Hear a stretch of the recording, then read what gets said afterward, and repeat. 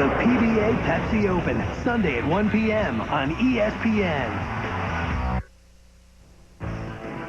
Back on College Game Day scoreboard presented by Suzuki. Working our way toward Blacksburg, Adrian Karsten is down there. Reese, there may be no other coach in college football who has more pride or takes more personal responsibility in his special teams than Frank Beamer. Frank, why especially tonight do you think they're going to be so significant for you? Well, I think it's two good football teams, and if it's a close game, I think it'll get down to something that happens in the kicking game, and that's the quickest way to win a game I know. 16 penalties, 4 turnovers against West Virginia. What do you do to prevent that against the number 2 team in the nation? Well, that's not Virginia Tech football, and anybody who's watched this over the years knows that's not how we play football around here, and hopefully you're going to see the right Virginia Tech football team here tonight. Finally, how do you limit Kellen Winslow? Well, I think you just got to contain him. Just don't let him break loose on you. He's going to get his catches. He's going to get a few yards after the catch, but just don't let him go wild on you. Coach, we appreciate your time. We'll see you shortly for the kickoff. Reese, Michael Vick's younger brother Marcus will play, we are told, tonight, but he's going to see time at a receiver position before he ever takes snaps. We're standing by. Wow, there's a bit of a wrinkle right there, trying to get some more explosiveness into the Virginia Tech offense. Survival Saturday, all about, of course, trying to survive. Those who have done it best so far on the day, certainly Michigan heads up that list with a fine performance at Michigan State. You know, really, I guess survival is about gain and glory, or glory a gainer.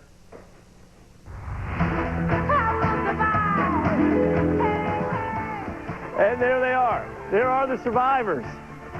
Survivors of the disco era. Survivors. Biggest day of college football so far. Oklahoma, Florida, FSU easily against Notre Dame. Ohio State by the hair of their chin again. Texas easily. Nebraska didn't survive, and Michigan now controls its destiny. Who will survive this night at Blacksburg? Stop, please. Will it be the chosen one? Reese Davis. Trev will survive. Hearing I will survive. Oh, no. Toward Blacksburg. Kevin Jones and the Hokies getting ready to take on the Canes and try to end that 39-game regular season winning streak.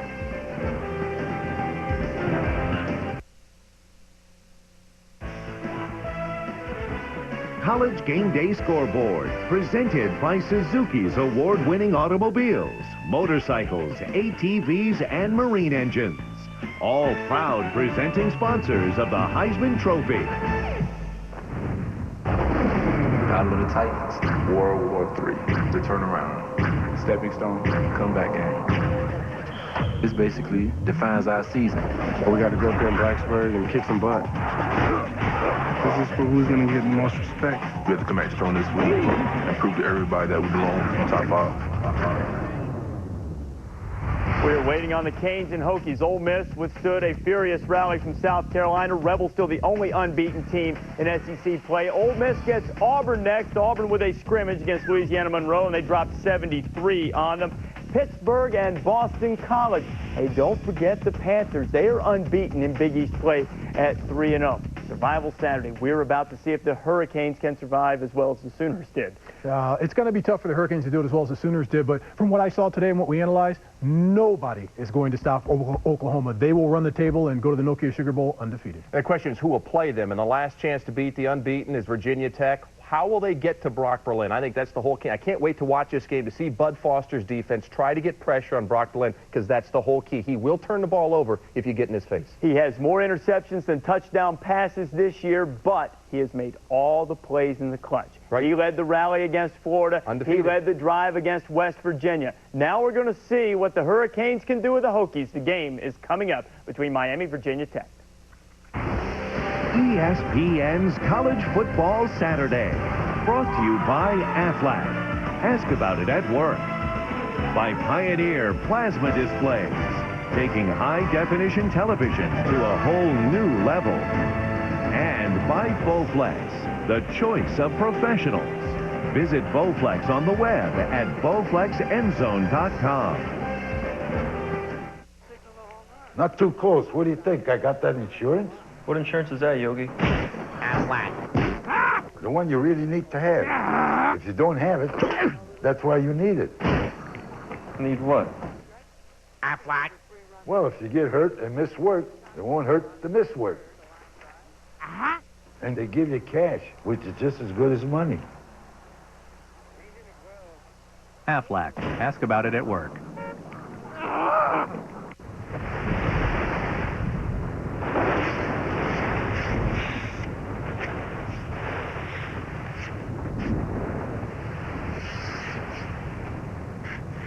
Where does reality end and pure vision begin? A Pioneer plasma display can deliver more than 1 billion colors, taking high-definition television to a whole new level. Pure vision. Sound, vision, soul. Pioneer.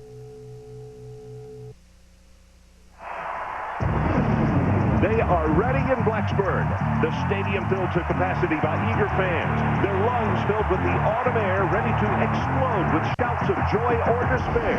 It's a contest with so much at stake for both teams on a night when football survival is the name of the game.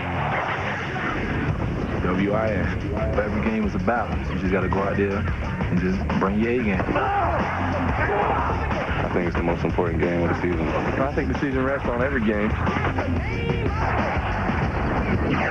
Battle of the Titans, World War III, the turnaround, stepping stone, comeback game. Just coming from that loss we had last week, we need to bounce back. That feeling of losing is a terrible one. Now it's time to get back on our feet. This basically defines our season. To win the Big East, no, we have to beat Miami. It's not about the other teams, it's about us. The only way we can be stopped is we stop ourselves. Coming off the loss from last year in the national championship. I don't ever want to feel that ever again. This is for who's going to get the most respect. This is why you came to college, for big games like this. With a win, that's the only way he's going to be satisfied. Them walking out with an L is important, but us walking out with a W is much more important. WIN. And we're all about winning.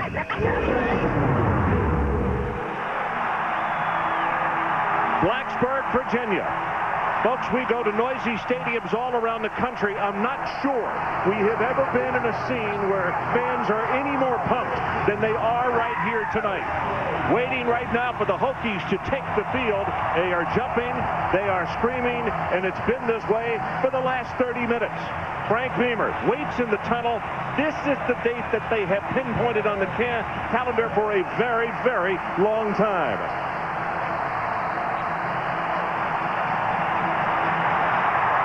Here they come.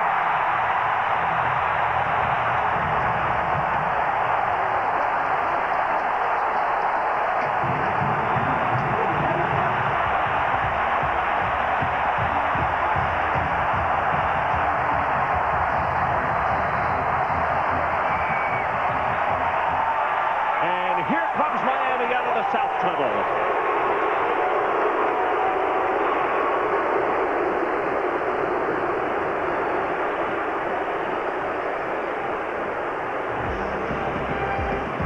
Welcome to Survival Saturday on ESPN, celebrating 20 years of college football.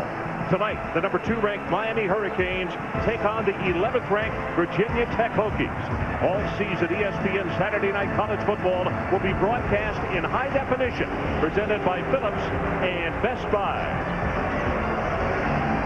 Hi, everybody. Ron Franklin along with Mike Gottfried, and welcome to Blacksburg. And I'm not exaggerating. We are in noisy stadiums every weekend, but this place is so super hyped. One of the reasons they have had so much success against Miami. 4 times of the last 4 times that Miami has come to town, the Hokies have won 3 of those. But Mike Gottfried, you have the feeling that Miami is a different breed of cat when it comes to approaching a road game. Yeah, Miami's won at Tennessee, at Florida, 2 weeks ago at FSU. They feed off the crowd, so this is what they want. Everybody talks about one of the big question marks tonight, or a question that has to be answered, is Brock Berlin, the quarterback for Miami, and his play. Ron, he's improved since we've seen him against Boston College. He will get blitzed a lot by Virginia Tech's defense tonight. He's just got to find the wide receivers because they're probably going to double Winslow. He ought to have some opportunities outside. The 2 head coaches in this one tonight, Larry Coker. One of these days, we're going to have to admit, it's not just because of great players. This man right here has done a truly, truly outstanding job. He's already won a national championship, only has one loss as a head coach. And here's a guy that probably is underappreciated as well, Frank Beamer, the head coach, his 17th season here at Virginia Tech. He is 5-7 against the Hurricanes of Miami. The series 15-5, Miami leads it, but as we said, they've won 3 of the last 4 here in Blacksburg. And last year, what a shootout. Both teams were surprised at this, 56-45. And McGahee went nuts. He had 6 rushing touchdowns in that ball game to conquer the victory over the Hokies. Miami won the toss. They have deferred. Virginia Tech will receive, so we'll see the Hokie offense on the field first this evening. Brian Monroe will kick it off for Miami. Cedric Humes, one of the deep men, along with D'Angelo Hall.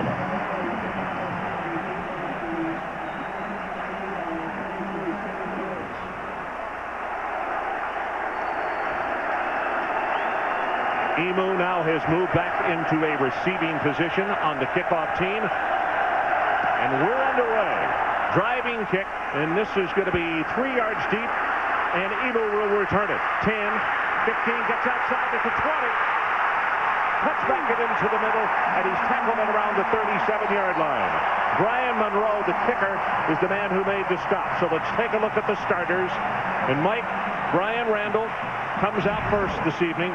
Talk about this young man and his progress. Ron, he's a good thrower, excellent runner, and he told us yesterday we need to make a statement early in this football game. He's got that chance. Miami is the team, as we all know, that has done a great job of jumping on opponents early, both on the road and also at home. Attired in their orange pants. They've used the same uniform against Florida State, only the second time since 1999. Big opening, Jones right at the middle. Has 5, has 10, 15, and he's up to the races. Finally tackled by Sean Taylor. It's a gain of 21 yards on the first play from scrimmage. Kevin Jones had 11 runs against West Virginia. Wanted to run the ball a little bit more. They start out with him getting the football. Sean Taylor with a good tackle in the secondary. Sean has been banged up. Happy to see him going tonight. 759 yards for Kevin Jones on the year. And you see his average over 5.5 yards per try. Give it to him again. Left side, off the blocking of Martin and Montgomery. And he will have about 5 yards in the play. Now, let's catch our breath and take a look at the starters. Jones and Easterlick in the backfield. Willis, the tight end. Ernest Wilford, a big receiver, 6'4.5" at one of the outside spots, and Chris Shreve on the other side. Offensive line, Martin, Montgomery. Grove is the bell cow right there in the middle. Gibson and Dunn on the right side, a guard and tackle. Jake, a hard-nosed player, very physical guy. Randall from a shotgun. Miami very tight to the line of scrimmage. Only one safety drops off. Flags all over the place. First time that we have had a stoppage in play this evening. John Smith, the referee. Prior to the snap, get ball, false start, offense, 5-yard penalty, remains second down. Cedric Humes had been in the lineup. Eastlick comes in replacing him. And it'll be Eastlick who will line up at that fullback position.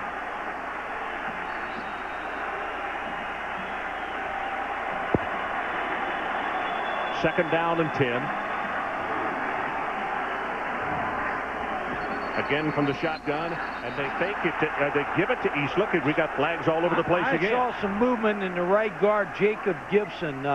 Defensive lineman Orion Harris kind of moved a little bit. I believe it's the right guard. Dead ball, false start, offense, right guard penalty, still second down. Now, one of the things that is concerning Frank, and we'll talk about against Syracuse when they had the huge win, only one penalty. They got upset at West Virginia. As you show the man who is moving, they had 16 penalties in that ball game. So, Mike, a lack of focus, and I'm sure Frank is hoping tonight let's don't get off on that foot. Yeah, they can't have the same kind of game they had against West Virginia, obviously. 2nd and 15. Randall steps up into the pocket, breaks away from one tackle, going to be hit now and knocked forward to the 40-yard line as Atkins is the man who makes the stop. Defensively for the Miami Hurricanes, they start with a 4-3 defense, and many people are saying this group may turn into as good as they've had. Carroll, Wilfort, Harris, and Atkins, who just made the tackle. The linebackers, how about this? The two guys on the left, both finalists for the Butkus Award, Williams and Vilma, and McClover is the other linebacker. In the secondary, Roland Marshall, Sean Taylor, he's been shaken up a bit, but he's back. Maurice Sykes at the other safety. Sean, in fact, had to have some orthoscopic surgery on his shoulder, but the coaches said he is set to go. They come with the blitz. Randall's going to roll the pocket. 35, 30, that's plenty enough for the first down, and the Hokies will move the chains again as Baraka Atkins makes the stop. It's a 15-yard gain. One thing about Miami, they play a lot of man coverage. That means underneath they're going to turn their backs a lot. And when Brian Randall sees the man coverage, the defensive backs are running with their backs. Now they get yelled at and get called by the safeties. They turn around, but it's too late. First down. Mike, here is a wrinkle that Virginia Tech is hoping is going to help tonight. Cedric Humes, who is the second tailback, is into the lineup along with Jones, and now Jones has come out in a slot on the right side. The next to the last man to the right of your screen, but they go straight ahead with the carry. McClover, one of the linebackers, comes over to make the hit on Humes, and it's going to be a short gain, about a half yard, and that's it. When you put Jones out there like you just talked about, Ron, you get a matchup against a linebacker. And Jones is a pretty good receiver, so I would expect Frank Beamer and the offense to go to Jones when they get him in that set. Mike, keep an eye on that and continue to help us with what it does as far as responsibilities and how it is to confuse the defense. That same formation here. Jones is open. Okay, Jones, second man from the bottom in the slot there. From the shotgun, quick pass over the middle, and that is going to be knocked away. Boy, that ball was going around like a pinball machine. Sean Taylor was there to make the defensive play. DJ Williams, I believe, is the man who tipped the ball. Well, they had Kevin Jones, too, on the route, and I expect them to continue to go back to that.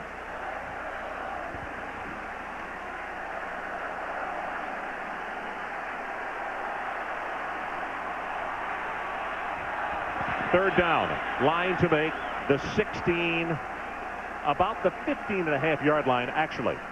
From the shotgun and planted in the pocket, intercepted, grabbed on by number 19, Merriweather. Ron, that was a bullet. That Brandon Merriweather, the redshirt freshman, played exceptionally. He's going to break on the ball and picks that off. Well, one of the things that Randall talked with us about yesterday is to not get into a mistake mode. They had a couple of jumps offside. Now they have a situation where they come up with the interception where they should have come away with points. Crowd back on their feet.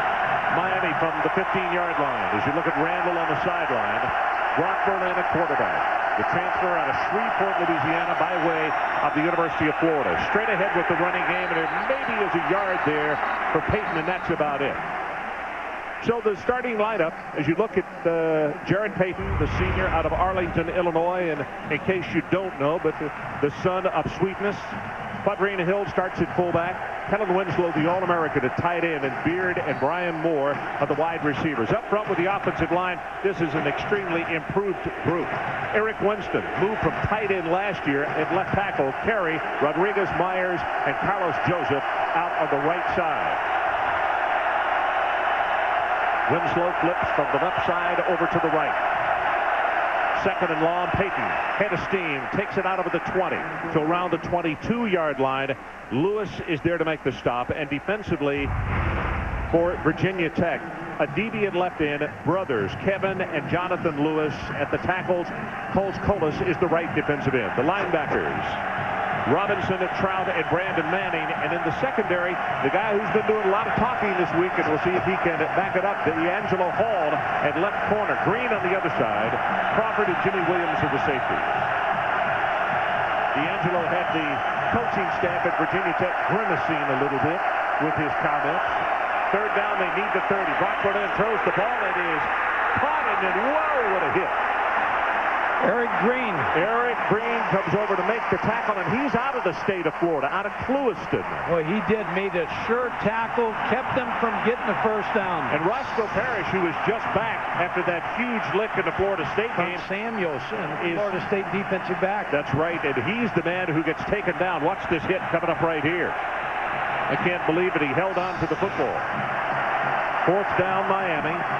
Monroe waits for the snap. They're coming after him, and here's the kick. Good high coverage kick. And it has been whistled down at the 34. I think Miami's moving again, so they're going to have to punt again.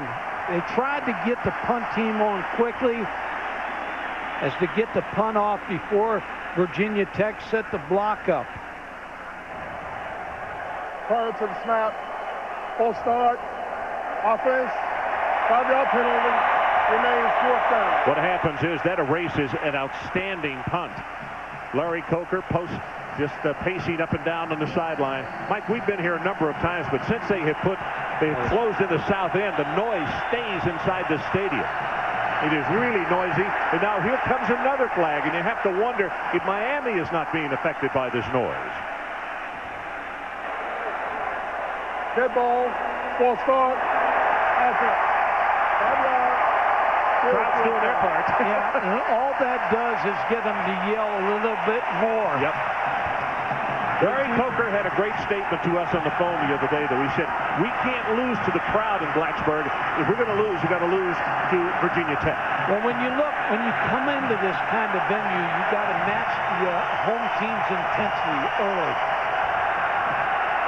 This time the snap 2 yards deep. They come after him, and they almost got him. And there is a flag. They have roughed the kicker. D'Angelo Hall on the return. It's not going to matter.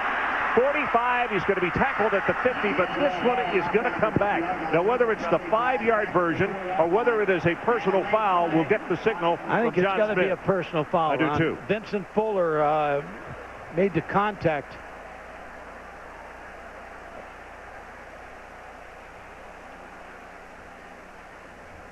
Another mistake by a team that doesn't make mistakes. You know, in fact, the way this is going right now, we might need to start keeping account because we are still early on in the first quarter. There are 2 flags down, one downfield just behind where the officials are talking at the 42-yard line, and then the one that was thrown by the referee who is back in the deep position with the punter back at the 4-yard line.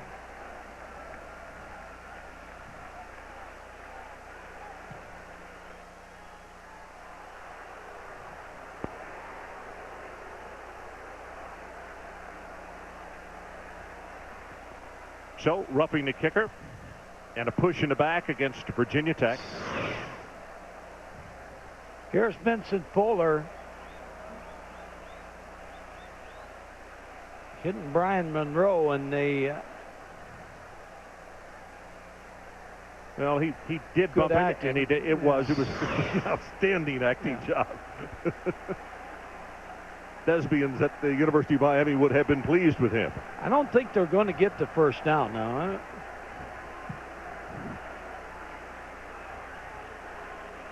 Could be wrong, but I think Virginia Tech's going to get the football the way he's taken all this time. Okay, here comes the explanation. We have 2 fouls against Virginia Tech. The running into the kicker penalty has been declined. Doing a return, illegal block in the back, Virginia Tech. That penalty is accepted. It'd be Virginia Tech's ball, first down. So they did not give the major penalty. They agreed with us that it was half bump and half acting. So we'll take a timeout. 8:54 left in his opening quarter. Hokies and the Canes, no score. Over 1 million understand its strength. It can improve your energy, your shape. This is Bowflex Power Rod technology, and it can only be found on genuine Bowflex equipment, like the new Bowflex Extreme. Now you can get the results you want, the exercises you need, all at an affordable price. You've never seen this Bowflex before. Pick up the phone and call the number on your screen now to get a free video or DVD and check out the new Bowflex Extreme. You can have a high-performance body. Just look for real Bowflex Power Rod technology, proven effective at burning fat and building muscle. Now you can own the new Extreme for no money down and only $19 a month. The Bowflex Extreme is not available in stores. You know you're ready. Let Bowflex help you get there. Call now for a free video or DVD today, because your results matter. People are strange, they'll surprise you. Looks can be deceiving, in fact I found true. I stare all day, people watching's key. But wait a second, they're checking me. So what if my McGriddles get some looks? It's like a breakfast buffet, and the flavor cooks. 2 griddle cakes, egg, cheese, and bacon. The taste only McDonald's is making. I'm loving it, McDonald's. Sprint's got wireless and wireline integrated, managed as one seamless network. Yeah, but we're meeting with AT&T. And AT&T Wireless. Huh? Hi. Hello. How you doing? Hi. How are you? AT&T. AT&T Wireless. So when do we meet with Sprint? 2 guys, 1 suit. You should have seen it. Sometimes seeing is believing. Get integrated wireline and wireless services from one company. Get the facts at Sprint.com. One Sprint, many solutions. Welcome back to Blacksburg. No score. Virginia Tech on offense for the second time tonight.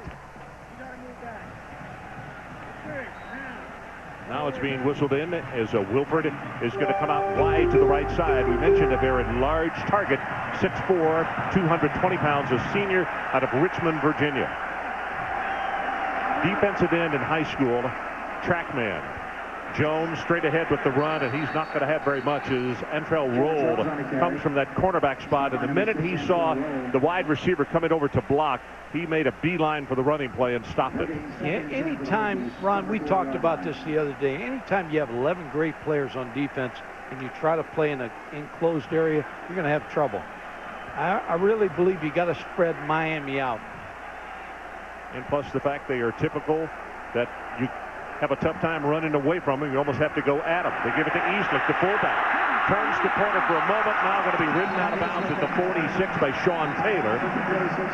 Sean seems to be 100% from that scoping they did on his shoulders. That is at least the second tackle that we have him for here in this opening quarter. And an injury for the Miami Hurricanes down on the field. That looks like that is Harris, Orion Harris. And he is grabbing his right knee.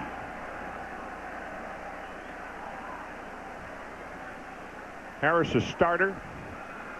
Actually, he is what they call a swing tackle. They use him on both sides out of Newark, Delaware, a sophomore.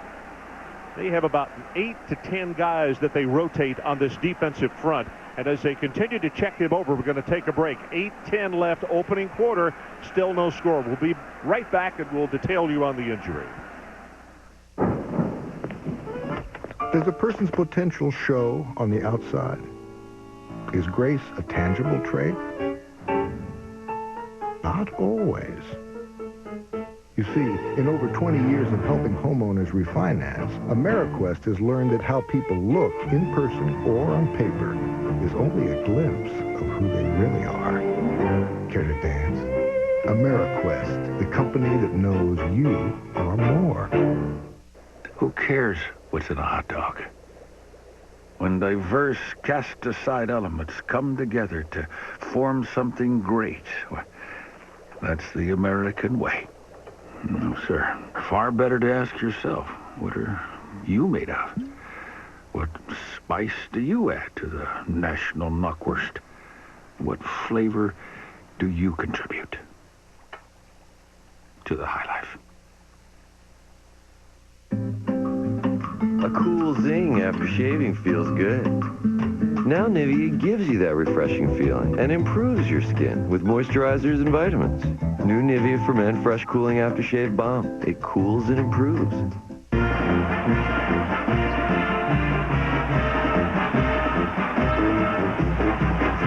Now Mentos has 70% more, and they come in a box. Go Box! You my baby brother, and I love you, and I will protect you with my life. Snoop Dogg guest stars on Playmakers, Tuesday at 9 p.m. on ESPN.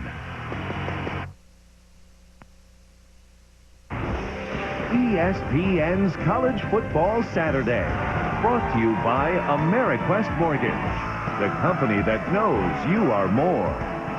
And by Miller High Life, to live simply, proudly, boldly, manly. This is the highlight. Well, as you look at some of the fans in attendance here tonight, just before Virginia Tech was upset by West Virginia last week, on the internet, they were scalping tickets for $825. The upset came, but even today, tickets were going for $350. That was the high water mark. Third down. They need to take it to midfield to keep this drive going. Randall, good protection. He throws that one low, and I'll tell you, he may have just thrown it away, Mike, because he saw breaking on the play, the safety cutting across with Sykes, and he would have had a shot at picking that one off, so he threw it low, I think, intentionally. Ron, that formation is a better run formation for Virginia Tech right now because they got 6 in the box against their 6. Benny Burns comes on to punt. This is the first punt of the night. Now, Roscoe Parrish, back, as we said, physically, he is better. You remember the night he had up in Boston College, yeah, he turned the game around. See the average over 16 per return. Has a touchdown, and here's the kick. This is a great coverage kick. Going to turn over, runs away from it, goes out of bounds inside the 10-yard line. Official walking up, and he's going to say, well, actually, it's a bad spot. He says it's in the head. It went out the 9.5. Reese Davis, let's go back to you. All right, Ron, out of the Coliseum, Washington State and USC. Last week, Matt Keatle turned it over 7 times, 5 picks, couple of fumbles, throws the dart to DeVar Darling, and the Cougs on top of the Trojans 7-3, but SC is on the move. Yeah. Well, survival Saturday. They're one upset, one near upset, and a couple of huge wins by teams that, well, folks didn't know if it was going to happen that way or not. Crowd comes to life as Miami's going to scrimmage very deep in their own territory. Tobia and Jared Payton are the setbacks.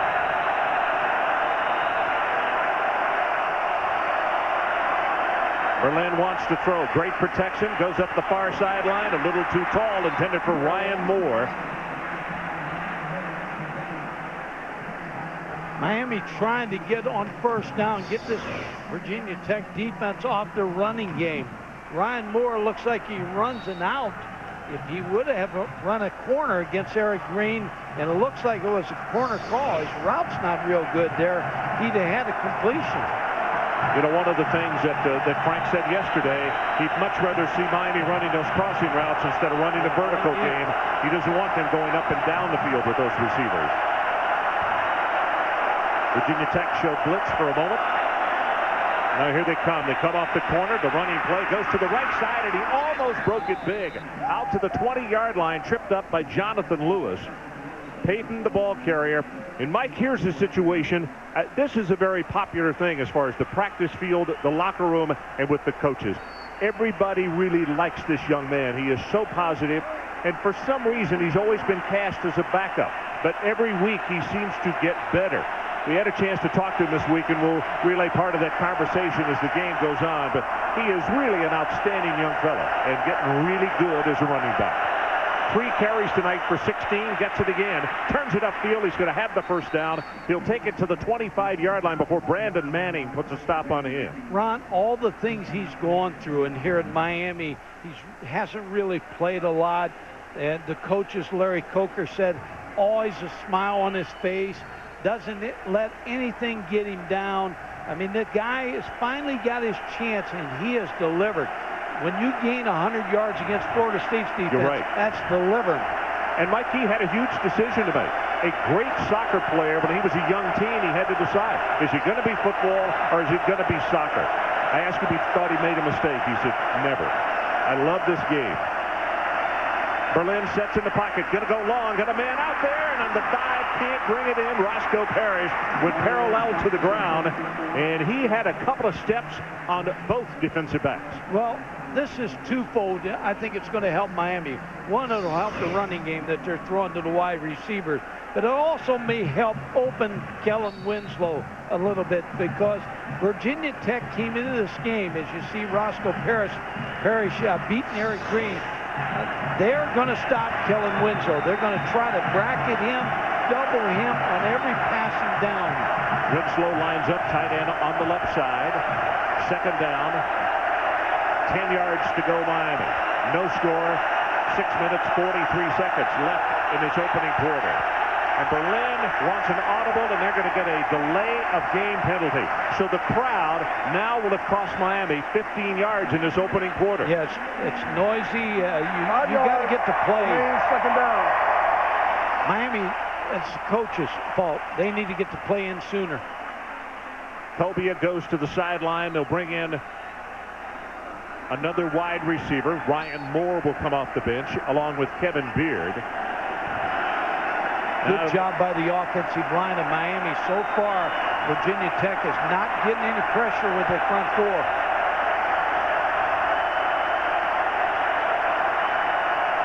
Winslow lines up on the right side this time. He has two wide receivers outside of him over there. Second and 15, Berlin. It throws the ball near side, got it complete, and that's Ryan Moore who makes the grab, and Reese Davis is checked back with you. All right, Ron, Taco Bell takes us back to the Coliseum, Washington State and USC. Wazoo with the nation's third-ranked rush defense. Herschel Dennis really doesn't seem to care. He goes into the end zone, and the Trojans have gone back on top 10-7. That Pete Carroll Ball Club is something to watch. He obviously a great defensive mind. He went out and got himself, I think, the best quarterback coach that maybe has ever been around the game in Norm Chow. And they got really good folks on both sides of the football. First and 10. It was a gain of 15 on that last play. Virginia Tech with a blitz off the corner, and he comes up and makes the hit on the running play. That's Michael Crawford, and they brought him right at the last moment. Mike, a little pushing and shoving there in the secondary. Talk about the defense that the Hokies run and the fact that it is different from what we see from week in and week out. Yeah, their defense is a wide tackle 6. They get 8 people around the football. The outside backers are like defensive backs. That's Bud Foster, who played for me at Murray State University in this defense. He was a defensive outside linebacker. Second down and 10.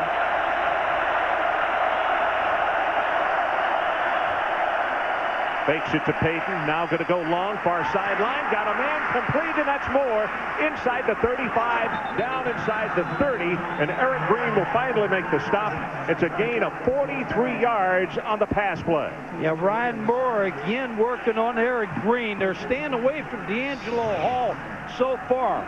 Ryan Moore, who came into this game with 24 pass receptions, gets caught in that too-deep zone where the corner didn't get a hit on him, and the safety couldn't get over in time. So the biggest gainer of the night. Miami sets up shop, first and 10 at the 25-yard line of Virginia Tech. They give it to Payton. Left side has 5 yards, 6 and 7. Nice job of the offensive line. Jordan Trott will make the tackle, but Winston, Carey, Rodriguez, all with a really nice job of blowing them off the ball up front. Winston, a great story. He's been a fullback and a tight end.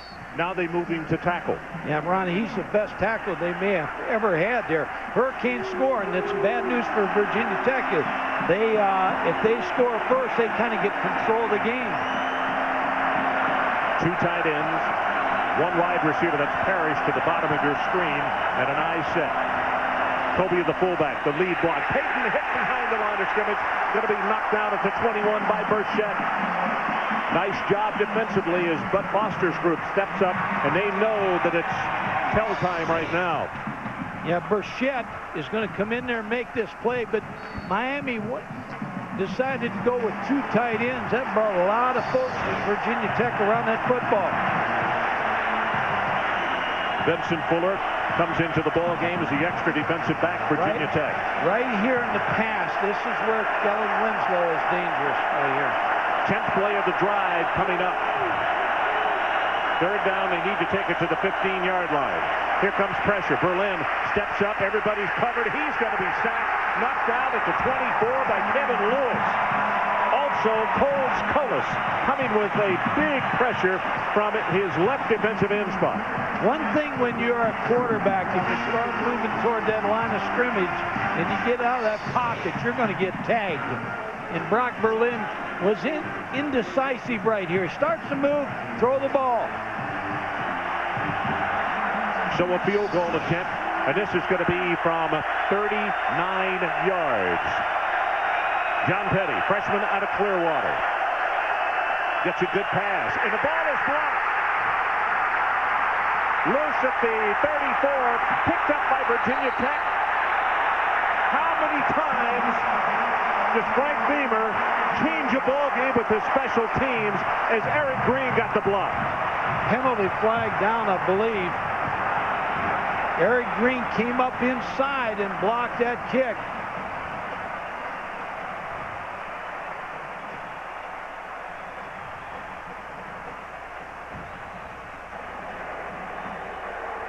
After the block, field goal try. In recovery, we have a dead ball. Personal foul, Virginia Tech. It'll be first down, Virginia Tech. So we'll take another look. Green got the block. He blocked a punt last year against Miami. As you take one more look, here's the move right there. Got through off that right side and came up with the block. So a big penalty, 15 yards against the Hokies, but they have the football. We'll be right back. ESPN Sunday NFL Countdown's got all the answers. That's what I'm talking about. What's the secret formula behind Indy's potent offense? Who is LeVar Arrington angry at now? Don't get worried about it. And Brett Favre talks about one of his biggest games of the season. Plus, a preview of the Packers and Vikings. Catch it all on Sunday NFL Countdown, presented by Old Spice, 11 a.m. on ESPN. One voice has captured the spirit of American rock. Bob Seger, Greatest Hits 2. 14 classic hits, plus 2 never-before-released new songs. Greatest Hits 2 features Bob Seger's best recordings. Beautiful loser. Order Bob Seger's Greatest Hits 2 now and receive this limited edition poster free. Greatest Hits 2 features 2 previously unreleased new tracks and a bonus full-length video for Turn the Page. Greatest Hits 2, 16 tracks spanning his entire career. Bob Seger is the rock and roll original. To order Bob Seger's Greatest Hits 2, call the number on your screen or send $16.98 plus $4.95 shipping and handling to the address below.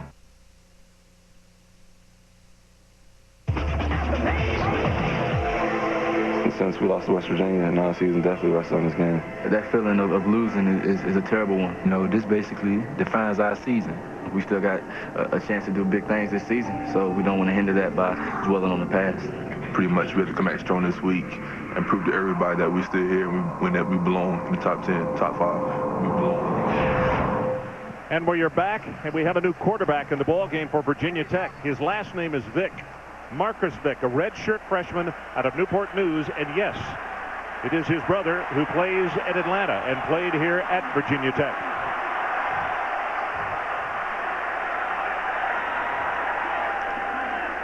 From the 22, they fake the reverse straight ahead, but the handoff, Jones picks it out over the 25 to around the 28, but for Sean Taylor, who has been all over the place defensively tonight for the Hurricanes, is there to make the stop. Now, Mike, talk about how big this is. The offensive line for Virginia Tech, they have not had to play very much with second down and short. They have had 5+ yards on virtually every first down running play. Yeah, Ron, they've done a good job. Marcus Vick is coming into this football game. I think he's coming into the game to run the football. Still no score, 2 minutes, 23 seconds and counting. And we had a movement. Keith Willis rocking back and forth, and that is 3 penalties against the Hokies already. 5-yard penalty. Yeah, Ron, going back to Brian Randall being off to the sideline. I think all week Frank Beamer and his staff decided they were going to play Vick in this football game. They wanted to get him in sooner in the year, but they said they're going to play him tonight. So Brian Randall knows that Marcus Vick was going to come into the game, so he's not upset by that. Frank said after last week's game in the upset, he said, I should have gotten him in the game. I wish we had been able to play him. Play action, and he's going to run it. Boy, look at this, 30, 35, almost to the 40-yard line, and listen to this crowd. There's a Vick in the house. I believe Sean Taylor comes over and makes the tackle. See, when you bring Marcus Vick into the football game, you bring an extra running back in the game. He's never going to throw that ball on that play. That was a design run all the way. 17 yards on the quarterback keeper by Marcus Vick. So now they set up shop at their own 40-yard line. Under 2 minutes to play, opening quarter.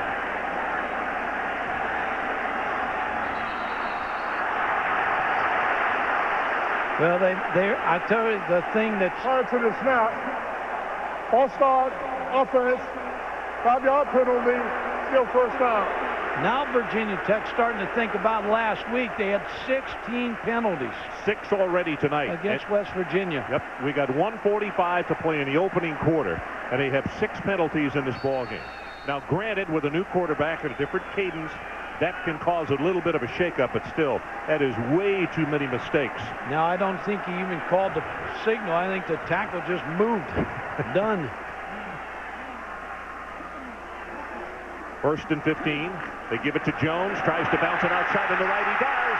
50, 45, and he puts a hit down and takes it inside the 40 to the 39. Sean Taylor with his 5th tackle of the night, but it's a gain of 27.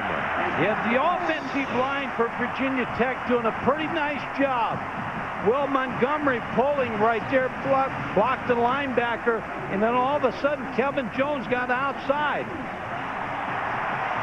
Well, you could see Montgomery sealing the outside, and then one of the things that Jones does really well, he's got sprinter speed, but when he gets around another player from the defense, then he puts a shoulder down, and he is extremely strong.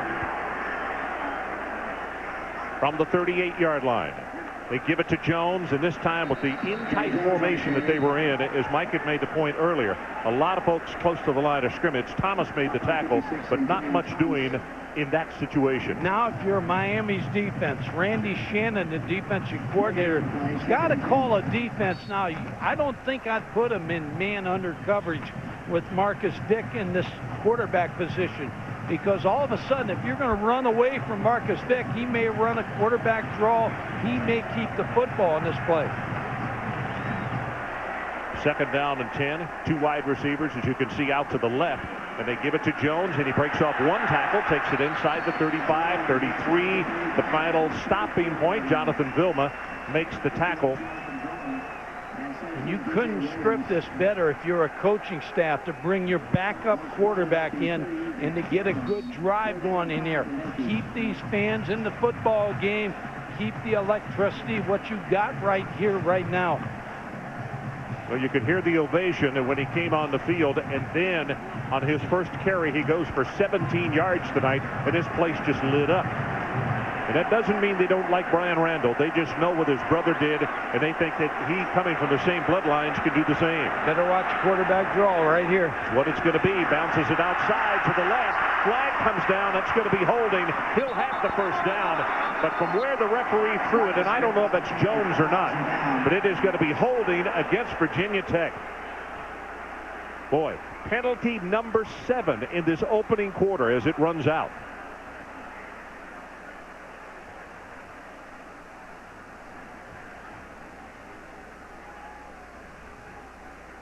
I think the call is going to be on Jimmy Brown. Jimmy Martin. Jimmy Martin, yeah. Left tackle, number 52. Doing the run, holding offense. 10 yards of Saskatoon spotted the foul. The period ended. It will be extended with an untimed down. Jimmy Martin, the left tackle, is going to reach out here.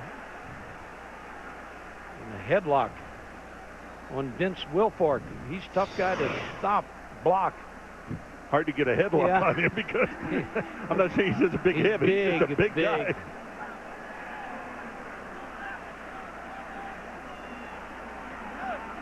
Well, they haven't stepped this off. It comes from the point of the foul, and it happened at the line of scrimmage. So this is going to make third down and very long. Tell you one thing, the Miami defensive coaches are doing right now, doing a lot of writing. A lot of improvising right now with Vic in the ball game because it's a different bird there right now. Jake Grove comes out over the football, number 64, the senior out of Forest, Virginia. Tough guy, very physical player. They'll go from the shotgun on third down. Here comes a blitz. He does throw the ball, and it should have been intercepted in and out of the hands of Marshall. Alfonso Marshall cut in front. And when the young quarterback comes to the sideline, I think probably the coaching staff will whisper in his ear about, that's the last pass you're going to throw tonight. Well, you want to keep him. I think he's going to throw a bunch more because I think he's going to play a lot more. But you need to keep him in first and second, third and short downs. So we'll take a timeout as we head to the second quarter. No score, Hokies and the Canes from a jam-packed Lane Stadium in Blacksburg. ESPN the magazine on newsstands now. When you describe my game, you'll need words like woo! You need words like ah! You'll need words like ah! And dang. My name's Paul Vince Carmelo. I create. Adjective. NBA Live 2004 with freestyle. Rated M for everyone. I create with freestyle. EA Sports. To the game.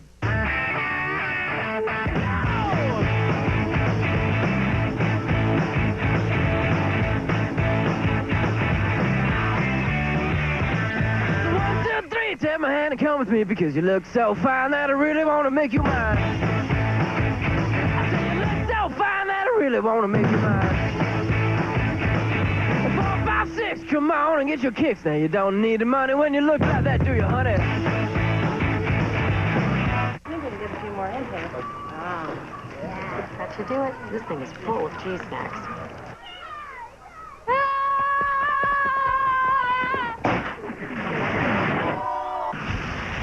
And now, for my next trick, something very special. Boys and girls, voila! Wow. That guy's gifted. Ah, the power of cheese. This morning, skip the bowl of oatmeal and drive into Sonic for breakfast, where we're now serving our big breakfast burrito. Fluffy egg, sausage, and shredded cheddar cheese, wrapped up in a warm flour tortilla and served with a side of salsa. It's not just good, it's Sonic good.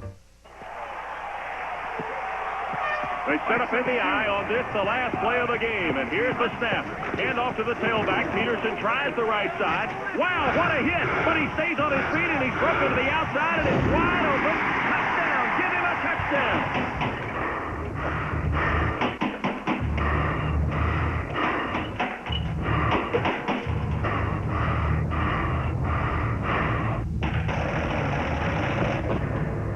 Do you know what happened to Neo?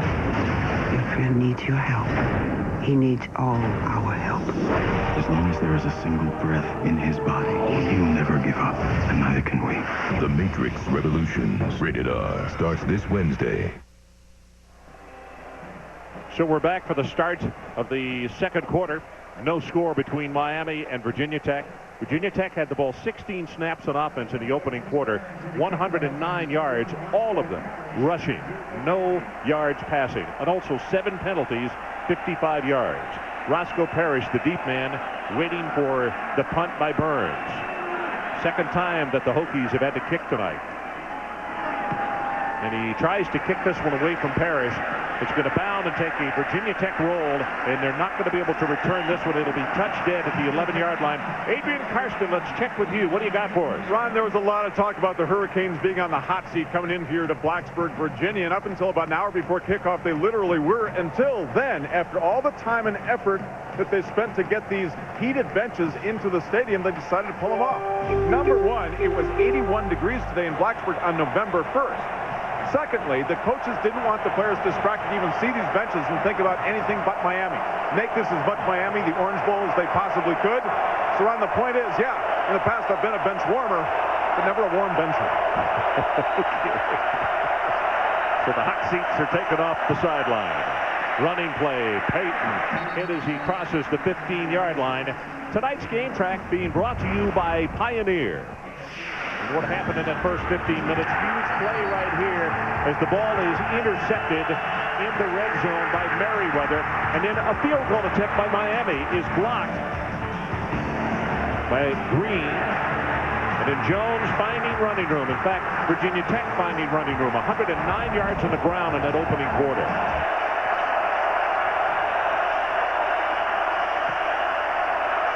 Second down and 7.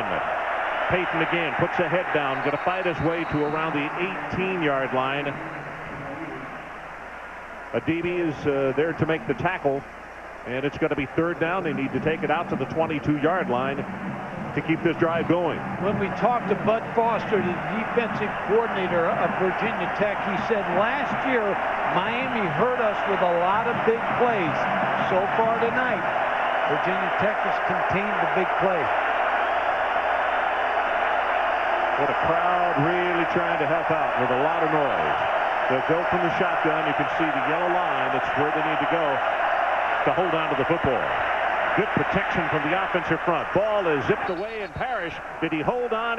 Yes, he's going to have the reception at the 28-yard line, being contested by D'Angelo Hall, but he took it away from him, and it's a gain of 10. Rodney, we talked about Brock Berlin being the key in this football game. 9 touchdown passes this year, 10 interceptions. But everybody you talk to, if you talk to Frank Beamer, talk to Larry Coker, they say he's getting better every week at managing the offense.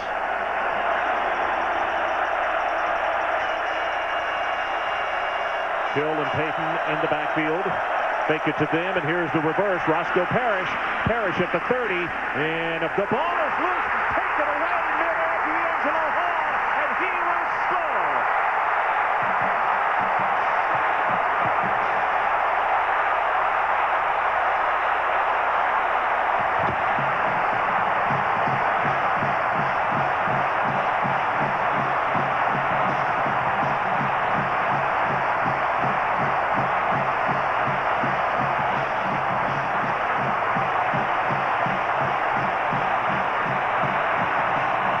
D'Angelo Hall picks off the fumble in midair, and he backs up some of his talking from earlier this week as Worley tries to make it a 7-0 Hokie lead. Good pass, kicked right down the middle. Mike, let's take another look at it. Parrish on the reverse. I believe Jimmy Williams, the safety, is going to pull this football out. Number 2. Nope, D'Angelo Hall got it. He pulled it out, picked it off, and ran it in for the touchdown.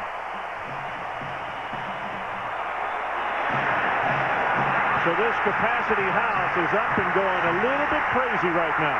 7-0 Virginia Tech.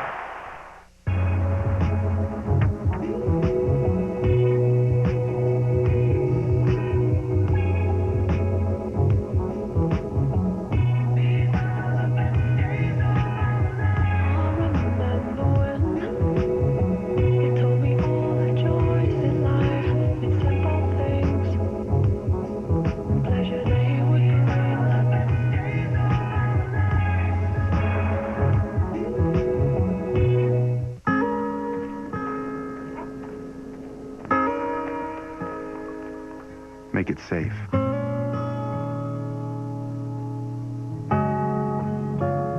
Make it useful. Make it strong. And then, make it beautiful.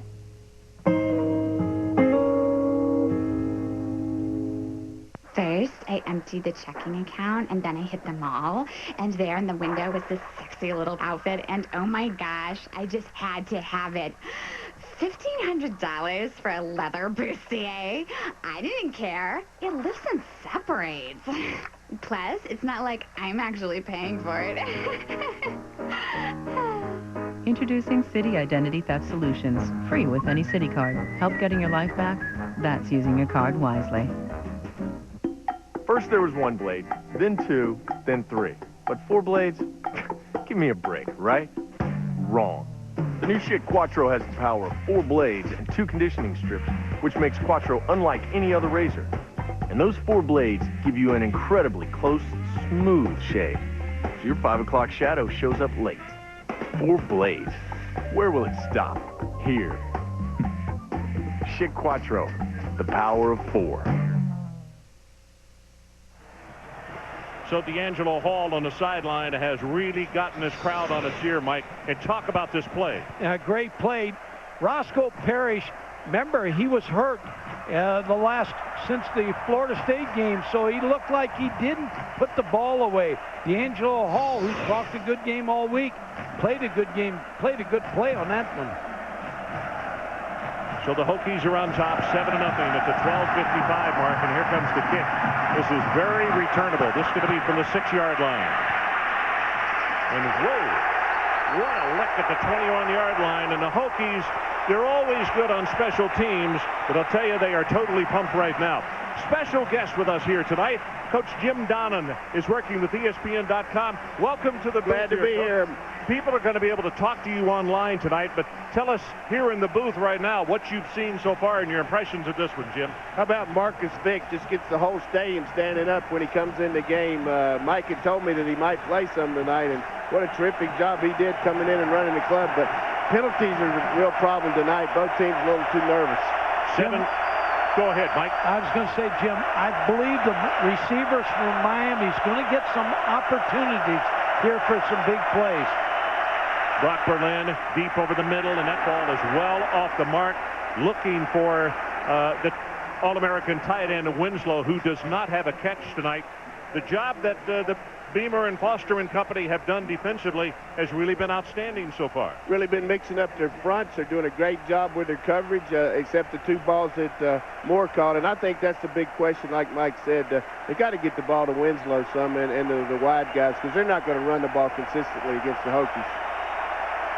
Be sure to log on ESPN.com, and you can visit with Jim tonight and talk with him more about what he is seeing here in Blacksburg. Jim, thanks. We'll see you in the second half, okay? Running play. This will be to around the 25-yard line, and it's going to be a 3rd down and actually fairly long. They're going to have to take it out to the 31-yard line. Jim hit a good point there about Marcus Vick. Ever since he's come into the football game, and the crowd was loud, but all of a sudden the expectancy level has changed here for the Hokies.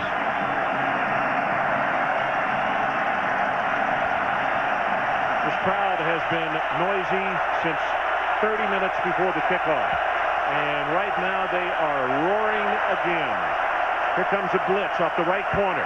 Steps up, ball is tipped, and it is caught by Berlin to keep one of the Hokies from catching it. And as a result, it's going to be a loss of 4, and Miami will have to punt the football. One thing about Brock Berlin, when you got a 6-foot quarterback, sometimes you're going to get hands on his footballs. Number 2, Jimmy Williams, the safety, came in on the blitz, and he raises his hand right here and makes the contact, and Berlin catches the football. Brian Monroe waiting to punt. Second time that they've kicked tonight. They ran into the kicker back in the first quarter. Good pass, and this time the Hokies had the return on. D'Angelo Hall from the 48, near sideline, and he is going to be stopped at the 42. So good field position for Virginia Tech when we come back. Right now there's a timeout on the action. 11-10 left first half. Hokies by 7.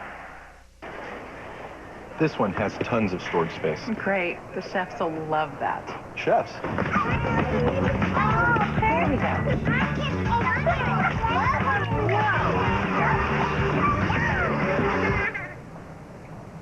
have a lot of washers and dryers, too. Best Buy has a large selection of Whirlpool appliances, including the Whirlpool Duet washer and dryer, able to wash 16 pairs of jeans in a single load. Thousands of possibilities. Get yours. Best Buy. My husband's going to cut you off when the light turns green.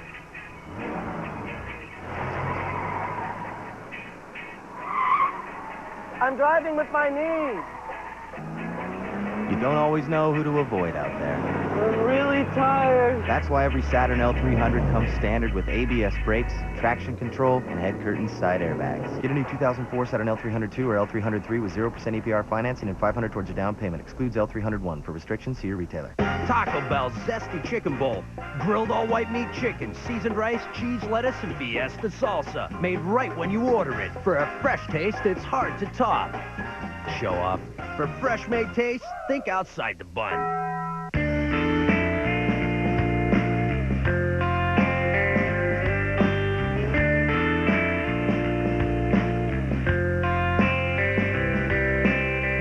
Visit Western.com, member of Starwood Preferred Guest.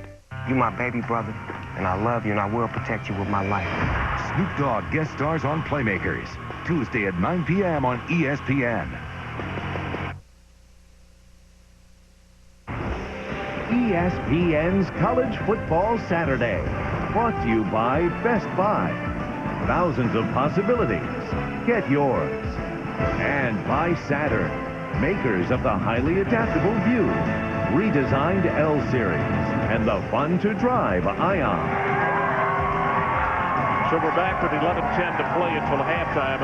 What's your reaction to Marcus Vick coming back into the ballgame? I'm surprised he's still in. Brian Rando's the quarterback that got you here, but when you're hot, you're hot. And that's what Frank Beamer's probably saying to himself right now. Vick's hot, let's stay with him. Well, he's got both tailbacks in the ballgame with him, Jones and also Humes. And they go from the shotgun. Hands it off to Jones. Left side, he's going to take it inside the 40, down to the 37. Reese Davis, let's check back with you. Something on the West Coast. On the West Coast, Ron, you guys saw Virginia Tech make a play in the kicking game. Washington State's had a couple of disasters. Kyle Basler saves him here by tossing the bad snap out for a safety. And this time, he's unable to do that. But the two bad snaps have only led to 5 points. But that's the difference in the game right now between SC and Wazoo. All righty. Our situation, 7-0, as you look at Brian Randall, who is the regular quarterback on the sideline. Jones tonight, 8 carries for 69 yards. That's an average, obviously, of over 8 per try. On second down, Vick going to go long. Got a man out there looking for Jones, and he couldn't hold on.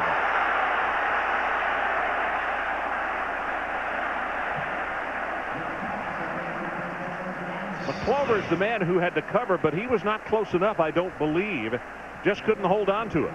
Now, you're going to get a linebacker on Kevin Jones on that route. And he tipped it.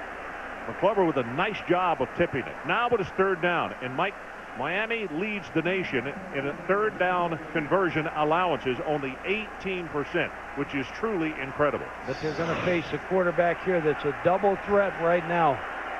Run and pass. Vick. Here comes the option. Pitch back to Humes. Tries to turn the corner. Nice job defensively by the Canes. And they snuff it. They knock him out of bounds. That's Jonathan Vilma. And it will be well short of the first down.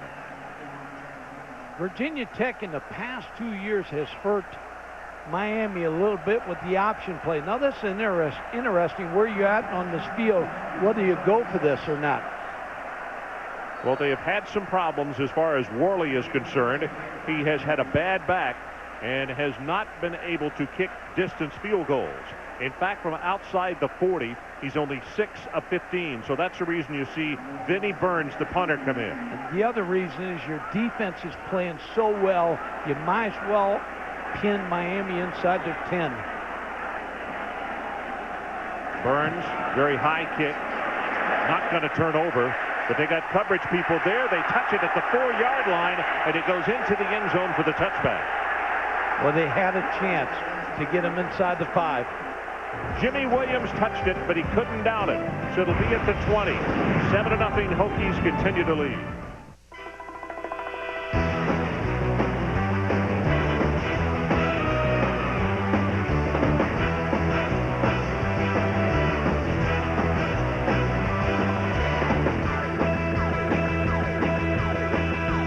With a 140 horsepower engine and responsive handling, we put the fun back into the compact car, the Saturn Ion. Get a new 2004 Saturn Ion 2 or Ion 3 with 0% APR financing and $1,000 towards your down payment. Excludes Ion 1. For restrictions, see your retailer.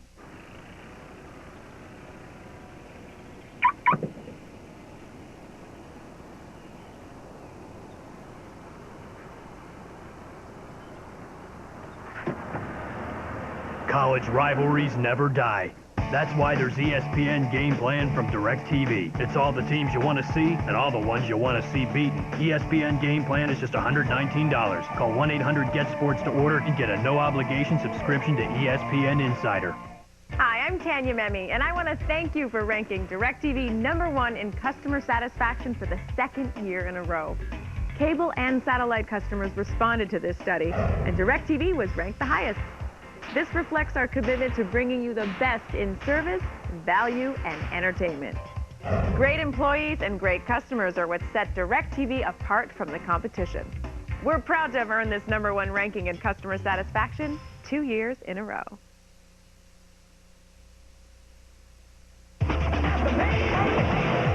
Last year we lost the national championship game, and I never felt so destroyed in my life. A lot of people know what it feels like, you know, to lose a game, and we don't want that feeling anymore. So I don't want to have that feeling of a loss like I did last year. I don't think I can take it. So the situation here tonight, this has never been an easy place for them to play, particularly in recent years. In case you missed the beginning of our telecast tonight, the last 4 times they have come here to Blacksburg, they have been beaten 3 of the 4. First down Miami, they scrimmage from their own 20.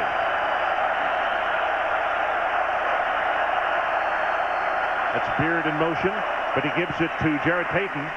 Takes it to the left side and is swarmed by the Hokie defenders. About 3 yards into play. Vegas Robinson is there to make the tackle.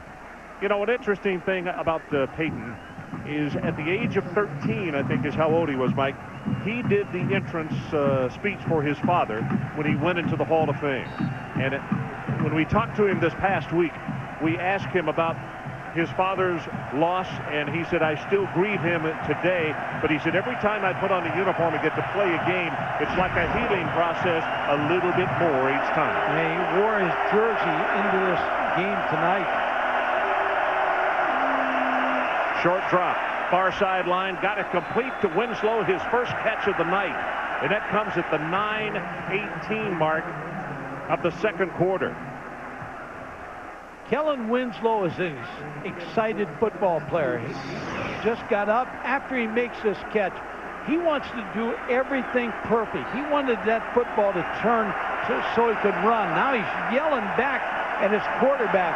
Now you like that, but you don't like it in this situation. You like a guy who's pumped up, but you don't want him yelling at your quarterback. 3rd down. They need to take it to the 30-yard line, so they need about 1.5 yards. Berlin from the shotgun gets the snap. They'll go with the running play. Payton going to be hit at the line of scrimmage. He'll fight his way forward for the first down. Nolan Burchett is there to make the tackle. It helps that you're 6'2" and 210. He got a good lean there to pick up that first down. Miami's offensive line, when we saw them against Boston College, they were disarray, moving guys around. Now all of a sudden Carlos Joseph, Eric Winston at the tackles, they've settled down. They've become a good offensive line. That's a look at Carlos Joseph. He was injured early in the year, but he had been at left tackle, and they asked him to move over to right. He said, okay, anything for the team, but they've made other adjustments as well. Pressure on Berlin. The ball is dropped at the 47-yard line. He had to deliver it early to Moss. And just as he turned around, the ball was there and he couldn't hold on. As Jordan Trott was coming with some heavy pressure on the quarterback. Yeah, they brought a blitz, and Miami didn't pick it up. Here's the receiver, Moss, coming out of his break. Wasn't ready for the football. Virginia Tech, they said they were going to heat up Brock Berlin. Bud Foster, the defensive coordinator, nervously pacing on the sideline and then down to one knee with the 2nd and 10. The cluster was to the left this time, but they throw back to the other side, and they got a man out there open at the 40. Payton's over the 45, and he's still fighting almost to the midfield stripe. Tackled finally by Brandon Manning, but it's a gain of 20 yards by Payton. 15 catches by Jarrett Payton. Good hands out of the backfield. Brock Berlin does a great job of looking downfield and dumping the ball off to Payton. Then he picks up good yardage. With as much blitzing as Virginia Tech's doing, I would expect a screen, some kind of screen out of Miami. Miami trying to get on the scoreboard before we go to the halftime intermission. Now under 8 minutes to play until halftime. Joel Rodriguez out over the football at the 49. Here comes a blitz again off the Hokies on the pressure, and he just has to throw it away. Virginia Tech is saying, give us a grounding. There will be none. Brandon Manning is going to come right here. Linebacker not picked up again. That's why I say, Ron, with all the blitzing coming right now from Virginia Tech, they're set for a screen. I don't understand why that wasn't grounding, because there was no one close, and he was not outside the tackle box or the 5-yard barrier on each side. So maybe they get a break. It is 2nd down and 10. If you just joined us, a fumble return by D'Angelo Hall for the Hokies, and that's how we stand at 7-0. Here's Payton. Tries to break off a tackle. Had an open sideline to run down, but he's tackled by D'Angelo Hall, who has the lone touchdown in this ball game this evening. It's going to be a gain of about 6.5 on the play. You talked about D'Angelo Hall in the article in the paper the other day. He makes a great tackle here on Payton. He said Miami's not as potent. They're not high on the pedestal anymore. They don't have the offensive weapons. He said it's like Kobe and Shaq being on a basketball team. They're gone. They're not there anymore. Well, we'll see. 8th play of the drive. I just know this. Frank Beamer would have been a lot happier, and Bud Foster too, if he hadn't said anything. From the shotgun, Berlin throws to the near sideline, has it complete, and that's Ryan Moore who's going to have the first down, plus about 9 more yards to the 32. You talked about that, Ron. Frank Beamer not being happy, and Bud Foster and D'Angelo Hall. When we talked to him, he said, an assistant AD told him, he said, I'm not sure about your article, and he said, I looked at the article. He said, I thought it was okay. You know, as a player here, he's grabbing for the ball again. Well, if the outcome is like he wants it to be, or like he thinks, then that article will be okay. Moore, 3 catches for 67 yards. Kevin Beard in motion to the top of your screen. They give it to Payton. Cuts it back to the open side. 25, stiff arm, and he's down to the 21. And with the stiff arm in the second effort, he will have the first down. Reese Davis, let's check back with you. Stiff arm reminiscent of another Payton we've seen, Ron. Number 1 certainly didn't have as much trouble as number 2. He's having Bob Stoops reaching into the bag of tricks against Oklahoma State. Mark Bradley to Mark Clayton. And the woodshed was open for business in Norman. 52-9. The number 1 team in the land survived on Survival Saturday. Our situation, 7-0. Virginia Tech on top, and they're going to have to bring the chains from all the way across the field to measure this.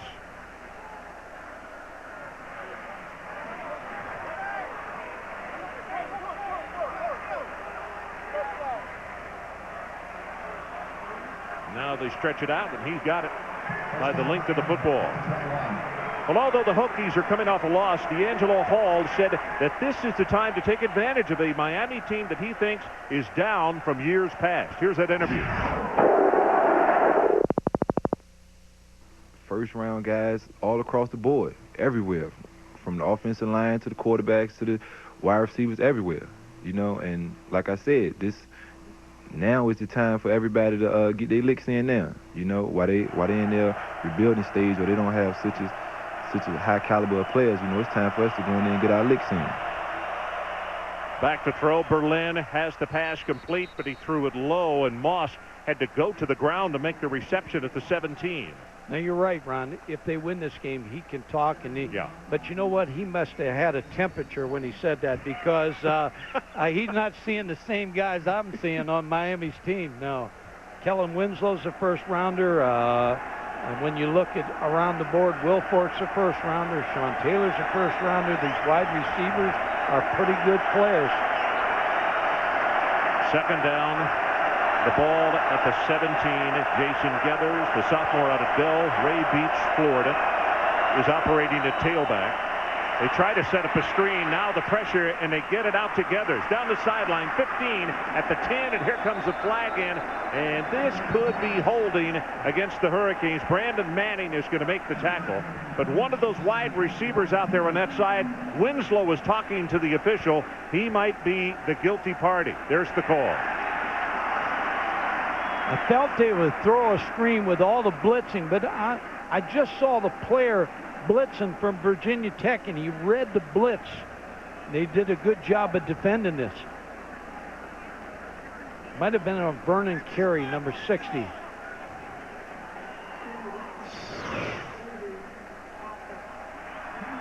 Right here. Yeah, right there.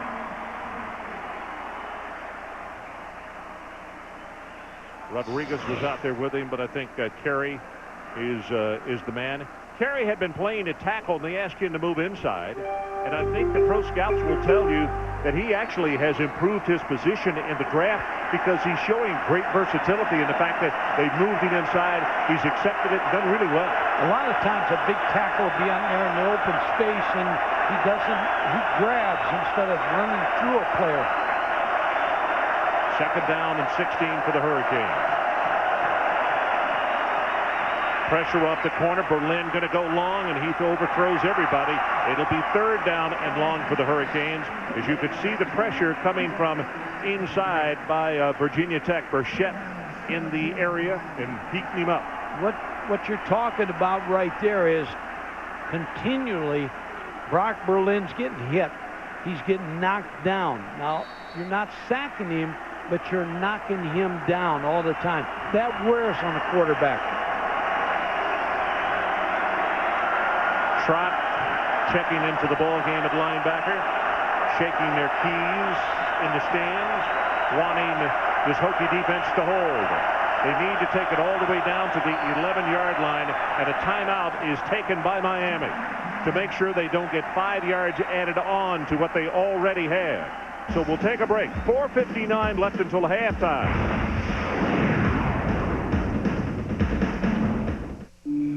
I was cooking dinner and I just fell asleep. I tried to get out, but I collapsed. I couldn't call for help, but ADT did. They saved my life. An ADT monitored fire detector not only sounds an alarm, it actually signals ADT so we can call for help. Call now and get a complete ADT system for $0 down. Call 1-800-ADT-ASAP today. Let's say this is your car. Nice hardtop. If you drive safely, meaning you do stuff like obey the speed limit, always check your blind spot, and avoid accidents, hey, watch it, Leadfoot, then Allstate could reward you with something you'll eat right up. Some green. Up to 20% off your insurance bill. It's the Allstate Safe Driver Discount. Call today and find out how you're in good hands with Allstate. Hey, this is for the safe driver. Here you go. College football fans, Singular Wireless gives you a chance to win a trip to a BCS game or thousands of prizes. With your Singular Wireless phone, send a text message to 4263 and play the Singular Text Challenge. Or log on to ESPN.com/Singular. Enter now. Men don't like to shave. They'd rather light their shorts on fire or eat dirt. Easy, fellas. Nivea soothes the pain of shaving. With moisturizers and vitamins, Nivea for Men Aftershave Balm soothes and improves. Nivea for Men, more evolved skincare. So we're back, and very quickly, tonight's Aflac trivia question. What is the only team to reach the BCS title game with a loss in November? That answer coming up later on. How about Florida's win today? They ought to give Ron Zook some more years on his contract. No question. How about David Cutcliffe down in Oxford? third down. They're going to take it to the 11, so they need about 17 yards to pick up the first. Gathers in a tailback. Virginia Tech showing blitz. And here they come. Miami picks it up nicely, now under pressure, and the ball overthrown, and he got knocked down again. Manning with heavy pressure on the quarterback. And the point that Mike was making just a moment ago, it's like every play, Brock is getting knocked on his backside. He double clutched this football. He had Ryan Moore coming across the middle. I don't think he'd have got the first down anyway, but set him up for a better field goal opportunity. Brandon Manning puts him on his back. Petty to attempt a 45-yard field goal from the left hash mark. You see his numbers, it's a low pass, a fake, and they're going to throw the pass wide open in the end zone, and he dropped it. Kevin Everett, the tight end, on the fake, and Larry can't believe it. He yanked his hat off as Carter is the man who threw the ball on the fake. Good job. They made it look like a low pass. He looked like the first guy out to practice, and he drops the football. Boy, sometimes you can be too far open. Number 84, Kevin Everett, he's standing back here with the fans, and boy, I'll tell you what, that's one you want to forget right away. Well, Virginia Tech just got fooled by that, and the coaches are right over there to tell him, hey, you made a mistake, you'll pick it back up. We might need to put an asterisk by that play before the night is over. Virginia Tech gets it back with 4:47 until halftime. They'll give it to Jones. Tries to sweep the left side. Stiff arm over the 35. And now a flag comes down as Antrell Roll pushed him out of bounds. And now we got a lot of pushing and shoving on the near sideline. The coach is coming over to make sure that Roll gets back on the field of play and that the Virginia Tech players stay away from him. Taylor over there as well. Ron, I'm surprised with one thing here. Marcus Vick still in the ball game. And I think what Frank Beamer's now saying is Marcus Vick's our quarterback. Well, Frank has tried to avoid the quarterback controversy. Well, he's got one now. As you look at Brian Randall, face mask is the call, and I believe it's on Roll of Miami. Yep. And then Taylor, the reason the players got upset is you could see the late shove on Jones, and the Virginia Tech players came over and said, hey, you can't do that to our running back.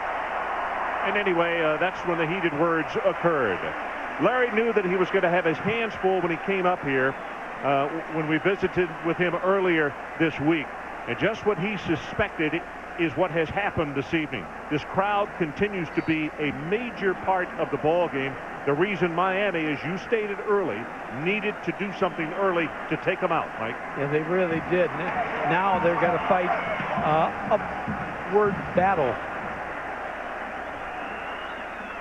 Johnson in motion. Stops right behind the tackle. They'll give it to Jones. Bounces it up the middle. Had an opening for a moment, and then it closed up quickly. It's going to be a gain of 7. Kelly Jennings making the stop for Miami. The interesting thing about what they have done offensively tonight, this is not, by even admission of the coaching staff, this is not a great offensive line compared to some that they've had.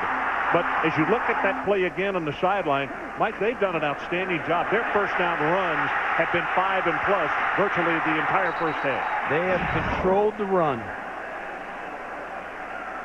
132 yards rushing, nothing passing. Jones, whoa, he gets whacked at the line of scrimmage. Jonathan Vilma, one of the 2 linebackers for Miami, a finalist for the Butkus Award, came up and he tattooed Kevin Jones as there was no place to go on the left side. And now the clock runs under 4 minutes until halftime. And you can bet one thing, Frank Beamer would love nothing more than to just get some points out of this drive and go in leading by more than a touchdown at halftime. It's a big third down for Miami's defense. They need to make a statement here. And they got a quarterback that can run the draw, can run outside. Play clock down to 6, now down to 5. Vick pressure is on. They hit him with the blitz, and he's going to be sacked by Thomas Carroll back inside the 40-yard line. The first time that they've gotten to the Virginia Tech quarterbacks tonight, and we'll see how big that turns into. Yeah, Daryl McGlover, the linebacker, is going to come. Thomas Carroll, they meet at the quarterback. And again, Marcus Dix takes the sack. Now, Miami defense did their job. Their offense still has 2:53 with all two timeouts. They got 2 timeouts left. Roscoe Parrish, the deep man, waiting for the kick by Vinnie Burns. The left footer has been extremely difficult tonight. This is not his best effort. Wobbly spiral, going to bounce at the 15, but it goes out of bounds. Actually, it turns, aesthetically, it left a lot to be desired. But the end result, absolutely smashing. Well, the answer to tonight's Aflac Trivia question, what's the only team to reach the BCS title game with a loss in November?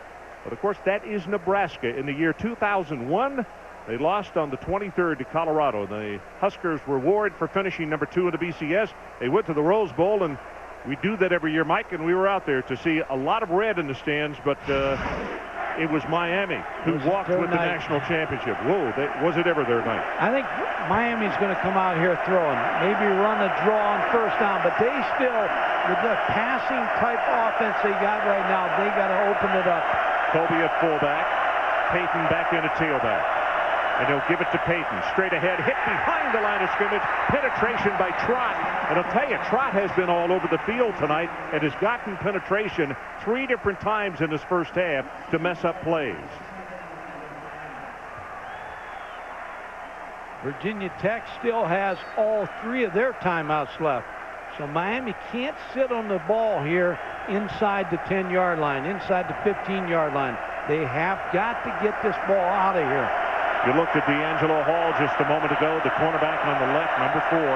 He's the one that caused the fumble and returned it 30 yards for a touchdown, the lone scorer of the first half. Winslow in motion. They give it to Jarrett. Payton, and he will come to the right side, short of the 15-yard line. It's going to be 3rd down and long as Vegas Robinson is there to make the tackle. And we're now at 1 minute and 41 seconds left. And Virginia Tech is going to use one of those 3 timeouts to stop the clock with the 3rd and long. So let's take a break. Hokies 7-0. We'll be right back. We are working to develop cleaner running vehicles to protect our environment. We're working to help people stay healthy longer.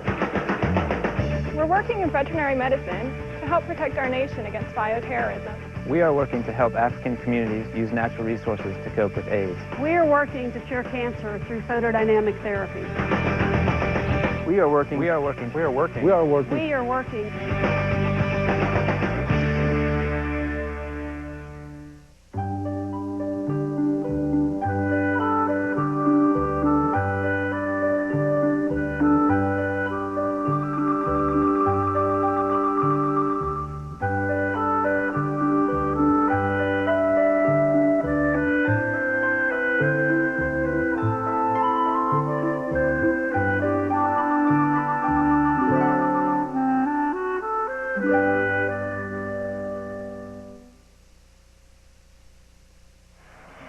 So you see Vick on the sideline visiting with Ryan Randall, who has been the starter. Randall started the ball game tonight for the Hokies. Then Vick came on, and Vick has played ever since. But back to the field of play for the 14-yard line. The Miami Hurricanes on offense, and they need big time to take the ball out to the 22, or they're going to have to punt it back to the Hokies. And there's still a lot of time left until halftime. 1:41 on the clock.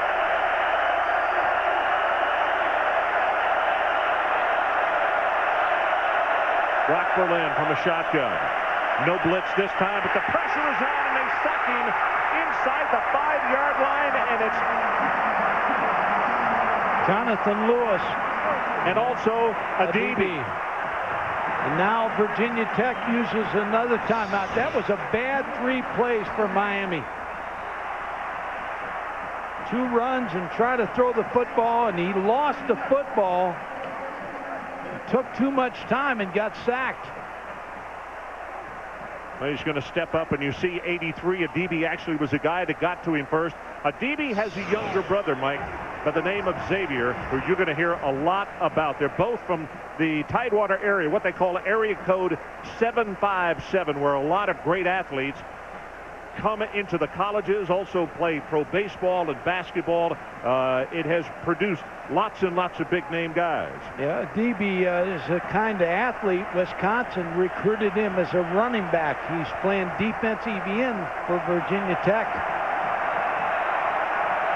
Fourth down, and you can see that Monroe does not have the full 15 yards, and obviously he cannot take a step back, or it's a safety, standing at the base of the end zone. He's about 12 and a half yards behind the center. Good pass and gets the kick away easily. This is a nice kick.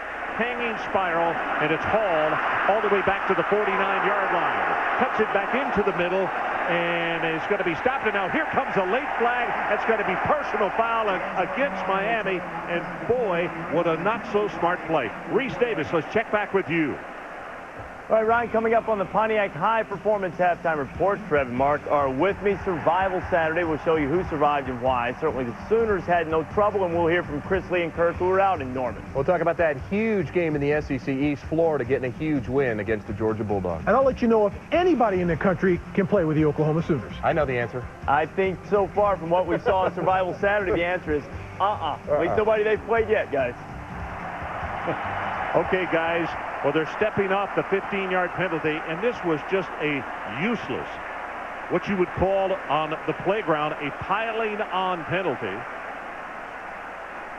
And it stepped off, which means Virginia Tech's going to start this drive at the 26-yard line of Miami. Brian Randall's in the ballgame, Yeah. Ron. I think this is a good move by Virginia Tech. He's been here before. He's the horse that they rode to get here.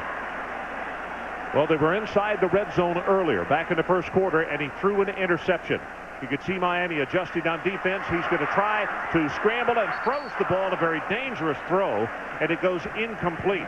As Miami shifted at the last moment, confusing Virginia Tech, and he winds up just throwing the ball away as Merriweather was coming with some heavy pressure.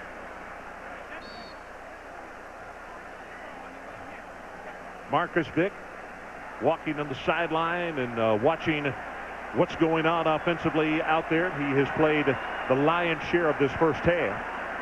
A redshirt freshman, and of course that family out of Newport News, Virginia.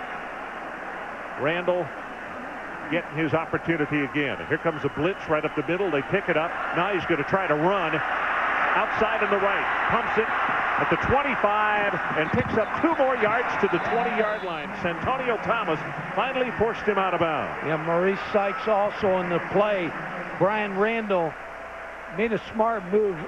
Nothing downfield to throw the football, so he picked up valuable yards on the scramble. Well, Mike, the pump that he made actually got him 3 more yards as he was able to juke the defensive player.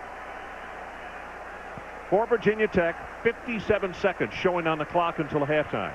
It is 3rd down, and they need to take it to the 16, so it's about 4.5 yards for the first.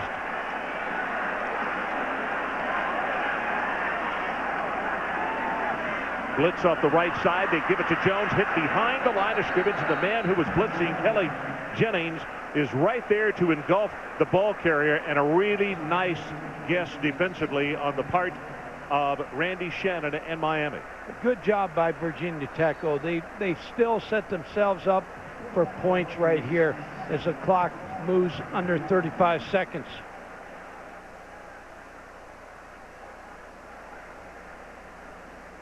Well, you see Worley on the sideline. Now, the story is Frank Beamer even came out early, as the kickers always are the first people to come on the field, and he wanted to watch his kicker and see if he was going to be able to get any distance on the ball or not, knowing how important field goal kicking might be in this ball game. And Frank said he is going to be our kicker tonight, but he's had back problems. And as I mentioned earlier, his numbers from 40 and outside of 40, only 6 of 15. I was down on the field with Jim Donnan before the game, and he was jumping up and down. He was throwing the football. Carter Worley, so I don't think his back's bothering him at all. And that's why the Frank Beamer's going to get him out there to kick this field goal.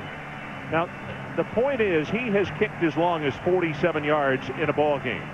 But kicking off, he injured his back. And Frank said, I wish I just used him as just a place kicker and not allowing him to kick off. And that's when the problem started all over again. Thinking about this first half, two big plays. Miami dropped a touchdown pass. D'Angelo Hall picked Roscoe Parrish's back pocket. Here comes the field goal attempt, 39 yards. And it will be Carter Worley, the senior out of Richmond, and also Fort Union. Good pass, plenty of distance on this one. He's good. And you could see how pumped up he is. He knows that the back injury has caused problems, and he didn't want this coaching staff to have doubts in his abilities as you look at it one more time. He's not feeling that back at all.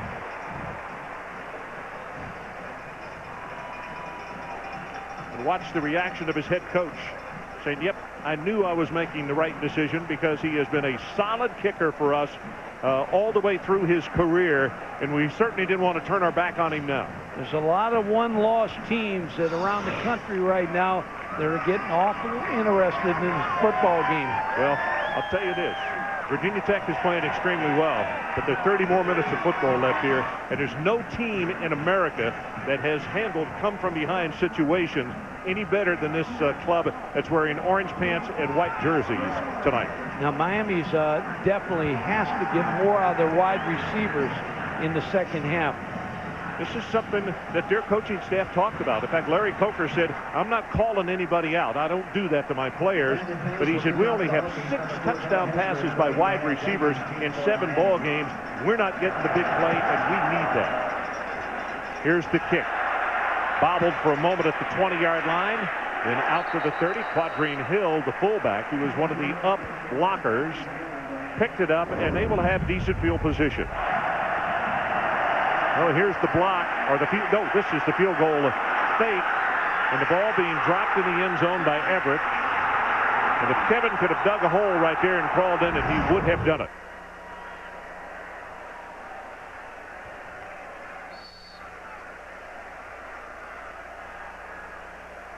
Oh, look at that, 1997 against Florida State. They lost that game 47-0. That's the last time that they were held scoreless in a half. 2 seconds, 1 second, and we head to halftime. A standing ovation here at Lane Stadium, and for very good reason. Adrian Karsten, let's go down to you. Coach Coker, your perfect record, maybe a whole lot more is on the line here. How do you take this crowd out of the game? Well, I'll tell you, we have to play. If the turnover just killed us, and the field position's not helping us at all either. We had an opportunity on a special play, and we didn't make the play. But, you know, we're still in this thing. We're still fine. We just got to go ahead and continue and keep punching. And we got a second half. We're a second-half football team. Offensively, what's going to be your priority in the second half? Well, we've got to be able to run the football a little bit better. And I think we've had receivers open. We just got to go ahead and make the plays. Thank you, Coach. We'll see you shortly. Ron. Okay, thank you, Adrian. Our halftime score, Virginia Tech 10-0 over Miami. Now here's Reese Davis with the Pontiac High Performance Halftime Report. Reese. Ron, you know, you can't help but think back 2 years to Miami's national championship and how things seemed to come full circle. It was Ernest Wilford that dropped a 2-point conversion wide open in the end zone, much like the touchdown pass on the fake field goal that Kevin Everett dropped. We'll see if it cost Miami a chance. Aside from that fake field goal, Mark, you're not delighted with the Hurricanes' approach on offense. No, it's very bland. They have to become more creative on offense. First down, hand it to Jarrett Payton. Second down, either hand it to Jarrett Payton or throw it to Kellen Winslow Jr. Guess what? It's not working. If I'm Larry Coker, I go in at halftime, round up all my offensive coaches and say, you've got to come out with a better game plan in the second half. We need to start attacking this defense, roll our quarterback out, make something happen, make a huge statement in the second half, because if it's the same game plan in the first half, they lose. It's too easy for Virginia Tech to defend, Trev. At least you can have passing yards, though. I mean, how about Virginia Tech? We talk about bland. They have no passing yards on offense right now, 124 yards rushing. But I think, Mark, what's going on is both of these teams, I think the sense is they know they cannot turn the ball over and get in a hole. Both of these offenses, I bet, going into halftime now, coming out in the second half, will open it up, both of them. Virginia Tech's going to go down the field, and Miami as well. They're going to have to open up these offenses. Defenses are too good. And this is such a huge game. They're both playing tight. Look at both of these offenses. They're playing tight. Loosen up. I think you'll see him loosen up a little bit. Too many playmakers on the field for both sides, and we'll see that second half's a 10-0 Hokie lead at the break. WIS. I think it's the most important game of the season. Bring your A game. This is why you came to college. For big games like this.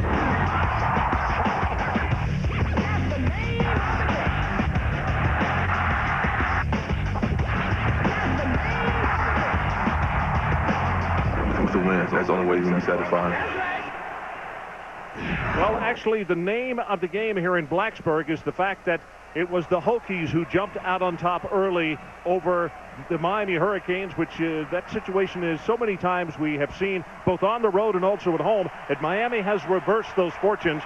What do you think at halftime went on in Larry Coker's locker room? Well, I think, first of all, two big plays. Miami's played poorly.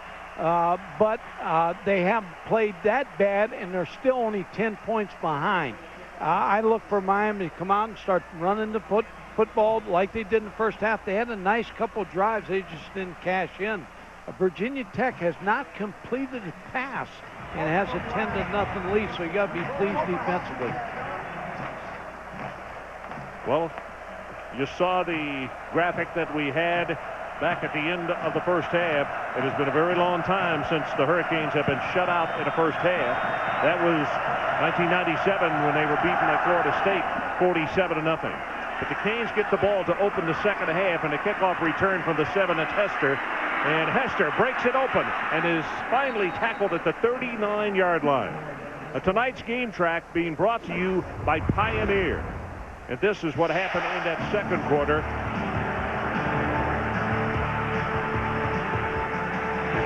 The ball taken away.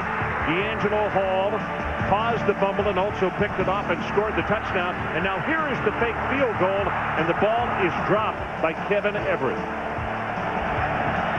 Then the field goal late in that second quarter, and that's how we stand 10-0. Virginia Tech on top.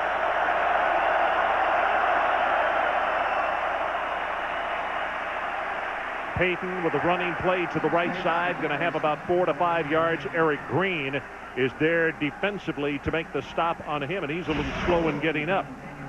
Yeah, the stats, Miami has done a good job on defense when you see this. 1 for 7 on third down for Virginia Tech, no passing yardage. Now they've given up a few runs right here, but basically they played great defense in the first half. Mike, number 30, a young man that I think you're going to hear this name, Tyrone Moss, a lot in the next 3 years down at Miami. A true freshman out of Pompano Beach has come into tailback. A very strong runner. They fake it to him. Now Berlin under pressure, going to be sacked.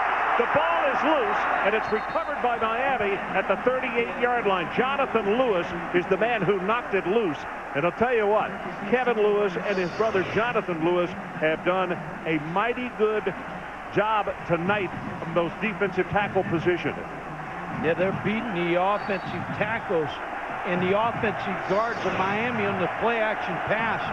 Jonathan Lewis with a pretty good job there, quickly getting back to Brock Berlin. He's got 5 tackles on the night, Mike. Now Jason Geathers comes in at tailback for Miami.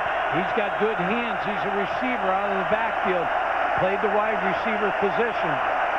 Berlin from the shotgun, pressure again, they get it out in the flat. Geathers turns it up 45, and he may have the first down. In fact, he does. He'll spot him down at the 50-yard line.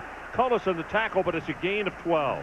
Jason Geathers was playing wide receiver 2 weeks ago. With all the injuries at tailback, he moved back to the tailback position.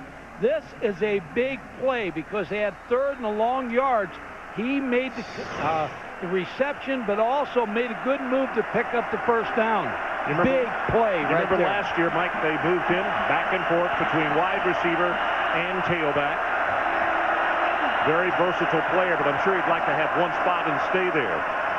Berlin back to throw, has it complete to Parrish, and Parrish, oh, good heavens, what a hit at the 44-yard line. That's D'Angelo Hall who put the lumber to him. And Roscoe Parrish is going to say, what truck hit me? Stanford Samuels hit him at Florida State, knocked him out of the ball game. D'Angelo Hall levels him right here. Now, Roscoe's 5'9", 170, stretched out. was stretched out on that play, I can promise you. 6 tackles, 5 solo, and a fumble recovery for a touchdown tonight. Pretty good evening for D'Angelo. Tyrone Moss again lines up at tailback. 2nd down and short, and they'll give it to him right up the middle. Breaks off 1 tackle, and he'll take it for a gain to the 43 before Trott makes the tackle for Virginia Tech. Yeah, Tyrone Moss, his teammates call him Thunder Thighs. They say he's just really strong in the lower body. Played at Pompano Beach Ely High School, gained 200 yards in the state championship game. I'll tell you what he had, Mike. In the playoff games total, he was over 1,000 yards last year, and his team won the state championship. 3rd down, they need to take it to the 40-yard line. 5 seconds on the play clock. They give it to Moss again. Hit at the line of scrimmage. He's not going to get out of this mess. He is being shot back, and it's Jimmy Williams, the first man who made penetration. And it's going to be kicking time for the Miami Hurricanes as that offensive line looks a little frustrated as they leave the field this time. Well, it's hard to block 11 because Jimmy Williams is a safety that came up late on the play and makes the tackle. There's nobody to account for him. I think this is a wise move here by Miami, trying to pin Virginia Tech inside their 10. Monroe, also a left footer off the side of his foot. This is a horrible kick. It came out of bounds around the 35-yard line. They're continuing to move, and they say it is out of bounds at the 33. Bad punt. Off the side of his foot. Boy, he almost missed that thing, Mike. That hurts. Sometimes when you're trying to put touch on a kick or overly compensate to send it to the sideline, that's what happens. Marcus Vick will come back in at quarterback, and this time he'll go under center. Play action. He's going to run it. Tucks it and is out of the 30, gets by a tackle, and is finally going to be stopped at the 46-yard line by Sean Taylor. Adrian Karsten, what do you have for us? Moments ago, Frank Beamer coming out of the locker room right in front of me still will not name Marcus Vick as his sole starting quarterback. He said obviously he starts the second half, and that plays exactly why. He's a better runner than Brian Randall is. Randall is a better situational passer. Will you get them both in the game at the same time? Very good possibility. That way, Miami has to respect both players. We can even use Vick as a decoy. Adrian, I'll say it. He's a starter. He's going to be the starter from now on in.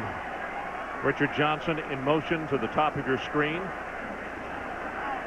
Now they bring him back toward the line of scrimmage. But they go with the running play to Jones. Gets outside, 50, 45, and down the sideline. Finally shut down at the 41.5-yard line by Jonathan Tillman. And Ron, going back to Marcus Vick, the reason I say he's now the starter in the biggest game you have all year, and you come out in the third quarter, and he's your starter. He's the horse you're going to ride. Kevin Jones with a great effort there. 18 yards on the carry, and that's what we were talking about. That when you finally hem Jones up, he is a very strong guy, and the stiff arm got him even more yards. At 100 yards on 13 carries, and the average 7.7 per try. They'll give it to him again.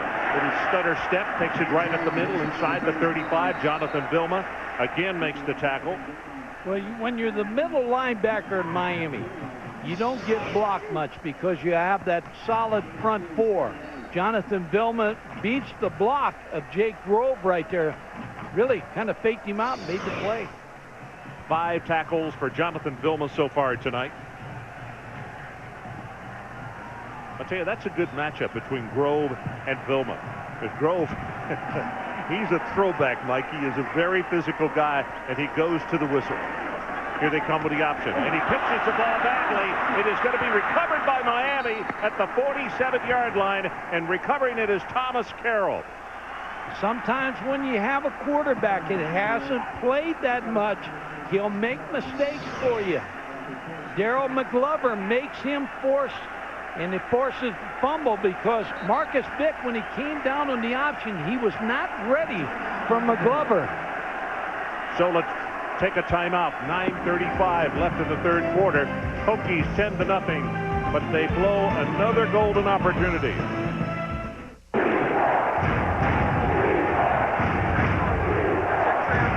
Check that safe. Watch 26. It's short two. Check out. Ready? Watch the over. Red.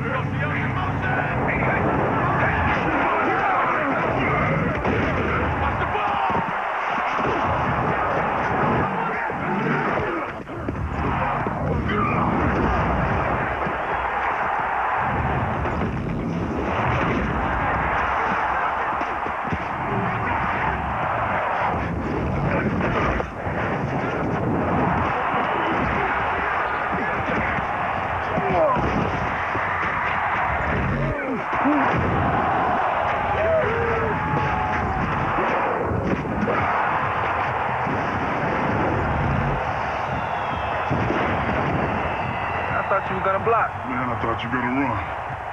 Hey, hand me that there, Reg? Yeah. Oh. What do you think? I got that insurance or something? What?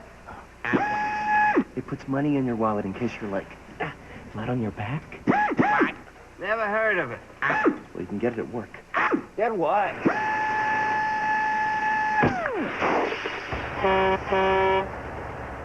Aflac. Ask about it at work.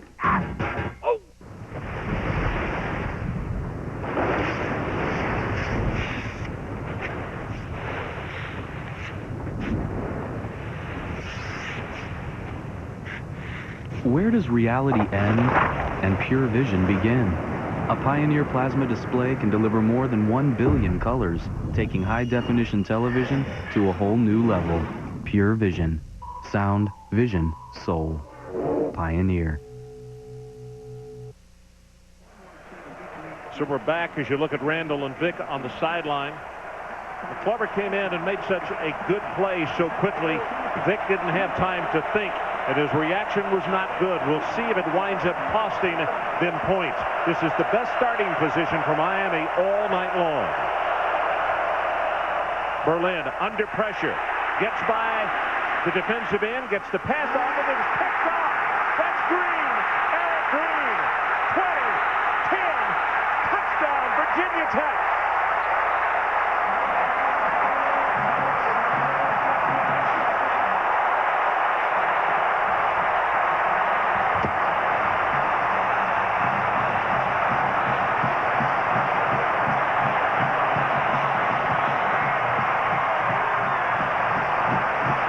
Only 2 touchdowns have been scored in this ball game tonight, both by the Virginia Tech defense. The first one from D'Angelo Hall, who caused a fumble and took it 30 yards for a touch. And now Eric Green on the interception went 53 for the touchdown, and Worley tries to make it 17-0. He does. A bad choice by Brock Berlin. The ball was not thrown on time. The receiver's going to run an out route. When he gets the out route, the ball should be thrown. He goes another 4 or 5 steps, which lets Eric Green break on the football. Now he beats the tackle, but now Eric Green is the receiver now. Took too long for Brock Berlin to get that football out there. He shouldn't have thrown this football. Give credit to Cole Colas, the defensive end, because he's the one that impeded his progress, slowed down the play, and made him throw late. Didn't make him throw late, but caused the situation to throw late. See the route? Just took too long. There's got to be a receiver inside that you can throw the ball to, or you got to throw that one away. So that now is a total of 6 return for touchdowns by the defense of Virginia Tech on the season.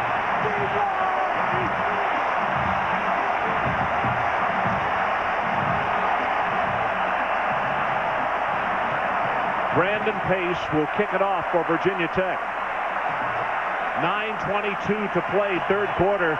Hokies 17, Miami nothing.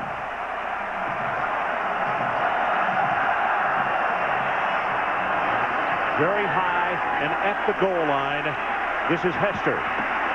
Hester He gets whacked as he crosses the 20-yard line. Reese Davis, let's check back with you. Ron, if Virginia Tech is kicking the door open for one-loss teams, then the men of Troy are ready to march through it. Matt Leinart firing a dart to who else? Mike Williams inside SC's up 29-10 late in the third on Wazoo. Okay, boy, that may be the best one-loss team out there right now. The men of Troy. Hard to argue with that. Leinart has really come on. He's very strong. Only a great defense, too. Yep.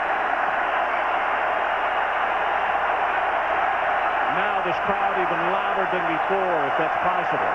Standing and applauding every move. Payton the tailback, and they give it to him. Tries to get outside on the right, and he will not be able to turn the corner. Knocked out of bounds by Vincent Fuller, and it is going to be a gain of about 2.5 on the play. For Virginia Tech's defense, Bud Foster, after coming back from West Virginia, where West Virginia ran the ball against Virginia Tech, open gaping holes. Bud Foster's got his football team focused tonight on the job they need to do on this offensive line of Miami. Vernon Carey goes out of the lineup. Joe McGrath, number 67, checks in, replacing him at guard. 2nd down and 7 for the Canes. Berlin sets to throw. Man out of the backfield, swings it out to Quadrine Hill, and the fullback will have it just short of the first down as Manning will stop him 1 yard short of that first down marker. You take this football game, there's been 3 big plays.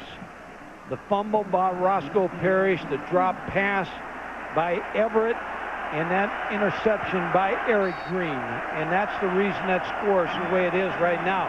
Other than those 3 plays, this game's been evenly played. Everett looking on the sideline, and the keys are being rattled. 3rd down, and actually just under a yard for the first. Quarterback sneak. I don't know if he picked it up or not.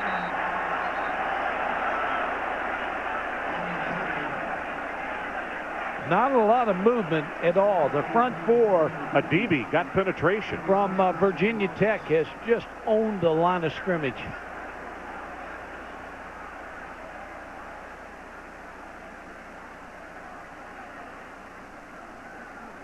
Adibi, who made that tackle, that's a total of 5 for him on the night. And as you can see where the yellow line is, short. It is just maybe a couple of inches short. Mike, you're down 17-0 at this juncture of the ball game. If they don't have the first, if you're Larry Coker, do you take the 4th down situation? That's a good question. That's why he's making $2 million. Well, I think you got to go for it right here. He may punt the football. He's playing safe right now. He knows his defense playing well. Boy, the number 2 team in the country can't get an inch.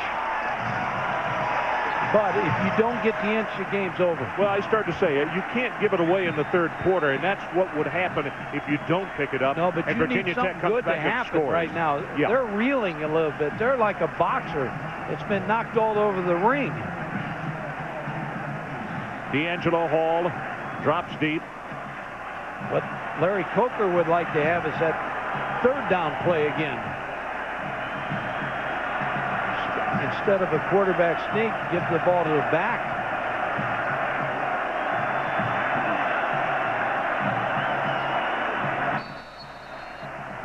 So they just now whistle the play clock back in.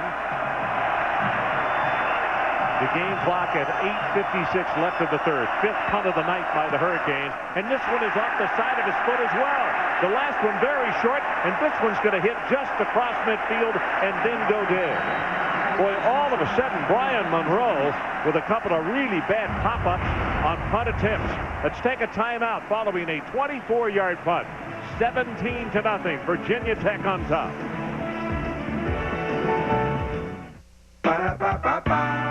People are strange, they'll surprise you. Looks can be deceiving, in fact I found true. I stare all day, people watching's key. But wait a second, they're checking me. So what if my McGriddles get some looks? It's like a breakfast buffet, and the flavor cooks. 2 griddle cakes, egg, cheese, and bacon. The taste only McDonald's is making. Ba-da-ba-ba-ba. I'm loving it. McDonald's. What you doing, Brian? Oh, I'm just putting my name and address in these bottles and sending them out to sea. Hopefully someone will find them and contact me someday. Wow. Yeah, wow.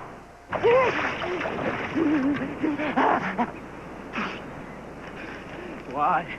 Why do you torture me, Brian Henderson of 12 Maple Lane? For the great taste that won't fill you up and never lets you down, make it a Bud Light. Brian. Nice to meet you. Sure, it sounds easy to build a portable set for a college football pregame show, but there was some research involved.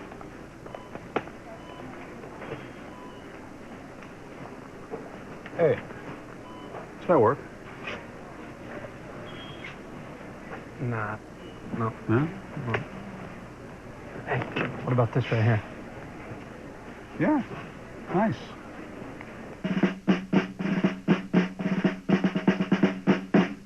Who's rising? Who's shining? Who's next? ESPN the magazine.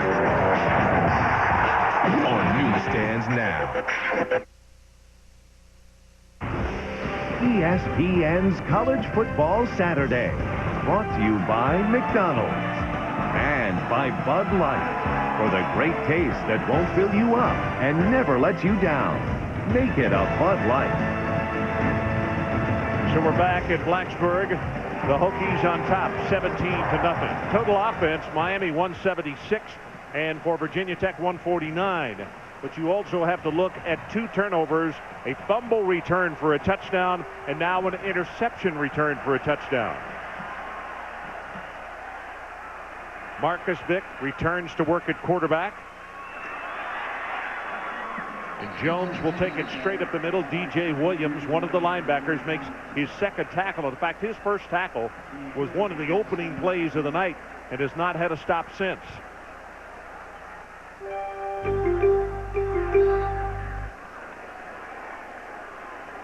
Mike, momentum is sometimes one of the toughest things in the world to grab back. You know, Coker's continuing to pace in the far sideline. You know, what do you do?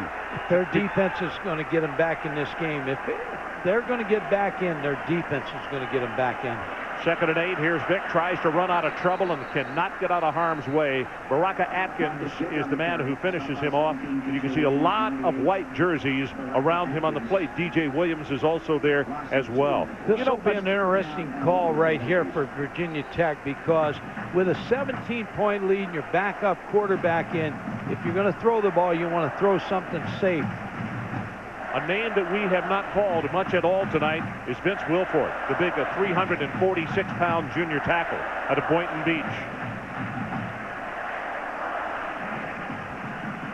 Here comes the play. 3rd down, the line to make is the 44, and he hands it off to the fullback, and Doug Easlick is going to take the ball across the 50, and McClover will finally stop him. It's not enough for the first down, but as Mike suggested, a very safe call on the part of Virginia Tech. It's 17-0.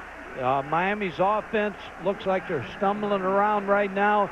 Your defense is playing great. Your special teams is playing great. Punt the football. Best thing you do. Don't let the defense get a turnover and get you back in the game. Roscoe Parrish is the deep man. As you look at Jonathan Vilma on the sideline, trying to get his team fired up, saying, hey, fellas, we need to change this thing. Line drive kick, and it's going to go out of bounds, preventing the turnover. Not a great kick, but no return by Parrish because it did go out at the 20-yard line. So we'll take a break. 17-0. Virginia Tech continues to lead. Later on SportsCenter, who's still standing after Survival Saturday? Reaction to Kobe's season debut. LeBron still shooting for that first win. Plus, the top NFL plays of October at SportsCenter after the game, ESPN. Carmelo Anthony, LeBron James. The NBA's next great rivalry is born. The Wednesday doubleheader on ESPN. Nuggets Cavaliers at 8. Grizzlies Trailblazers at 10:30. Wednesday on ESPN. Over 1 million understand its strength. It can improve your energy, your shape. This is Bowflex Power Rod technology, and it can only be found on genuine Bowflex equipment, like the new Bowflex Extreme. Now you can get the results you want, the exercises you need, all at an affordable price. You've never seen this Bowflex before. Call 1-800-368-3600 now and get a free video or DVD and check out the new Bowflex Extreme. You can have a high-performance body. Just look for real Bowflex Power Rod technology, proven effective at burning fat and building muscle. Now you can own the new Extreme for no money down and payments as low as $33 per month. The Bowflex Extreme is not available in stores. You know you're ready. Let Bowflex help you get there. Call now for a free video or DVD today, because your results matter. We look forward to every November. The temperature gets colder, football gets hotter. This way schedule, you start to show, who the tougher team is. Second half of the season gets more intensified. Emotions start to fly. Who's nicked up and who's 100%. The last games are what counts. Who all wants to be number one. Well, folks, if you're just now joining us, here is one of the major portions or major stories of this game tonight. You're looking at All-American tight end Kellen Winslow. They have thrown to him 3 times tonight. He has 1 catch for a total of 4 yards. First down's got to be a throw down for Miami. They have to pass on first down. Berlin from the shotgun. Retreats, Winslow over the middle. He's got him. At the 25, and he'll be tackled immediately, knocked down by Fuller. So he makes a catch, his first catch for 3 yards, this one for 5. Kellen Winslow may be the best tight end, best wide receiver in the country. Look at that catch. Concentration. Frank Beamer said he is a wide receiver in a tight end's body at 252 pounds. From the 25, Berlin steps up, got Winslow again at the 30. He'll have the first down, and he'll fight his way forward for 3 more yards. Jimmy Williams this time will put the stopper on it. Now Miami's going to a spread offense. They're going to throw the football. They're going to run every now and then, but they're opening it up right now. They're going to try to get a matchup where they get something they want on a big play. No huddle by Miami. They have moved the sticks. It is first down from the 33. They show blitz, and here they come. Not enough folks to pick it up, and they get it to Winslow, and he's going to take it out to the 39-yard line. I go back to the tape that we had, the film. Flag comes in, and we may have a penalty, Mike, excuse me, on Winslow. Or was it Manning who punched him? Personal foul, Miami. And it's Manning who was on the receiving end.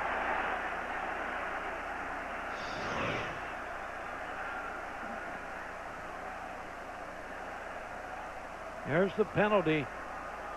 Rob Chudzinski is the offensive coordinator and is the mentor for this young man. And he told us on the phone the other day, they talk daily about controlling what he calls a passion for the game, but that he has too much of this stuff going on, and they're trying to get it out of his life. Yeah. I want to go back to the no-huddle offense.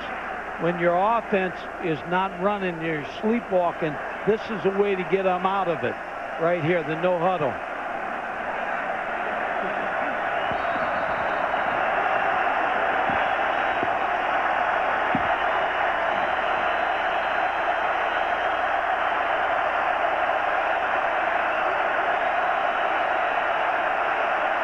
Second down. Following the penalty, second down and 19. Gets it out on the flat, has it complete to Parrish, gets by a man at the 35, and he'll take it out to the 40. And in fact, he is going to have the first down on a second and very long as Manning and Crawford combine on the stop. It's good for 22 yards. The no huddle and the spread formations right now have given confidence to Brock Berlin.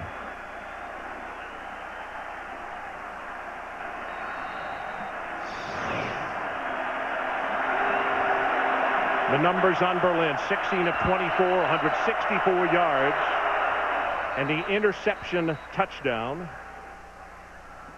Timeout by Tech. They may have too many men in the field. I think they got 10. Not enough men. Okay. Ron, take a look at this television. What it represents is the clarity of our coverage, the effort that our entire primetime crew has put into covering this football game and college football in primetime all season long. It's also available when you take a look at the NFL on Sunday nights on ESPN, including tomorrow night in primetime. The Green Bay Packers take on the Minnesota Vikings up in Minneapolis. The idea is to call your cable operator or satellite provider and get a look as soon as you can at ESPN High Definition, the big picture in sports. Brought to you by Phillips and Best Buy. And over behind the Virginia Tech bench right now, Ron, and all the other 65,000 people in here, I can tell you everybody sees the big picture right now. Well, they do, Adrian, and what they've got to be careful of is, you know, you cannot rest on what has happened so far, and they have done a marvelous job in this football game. But just like Parrish breaking that tackle a moment ago, you got to consider Miami had a second down at 19. They got 22 yards, Powell, just like that. You've got to play every down against these guys, or they're back in the game. This guy right there, Bud Foster, the defensive coordinator, knows that better than anybody.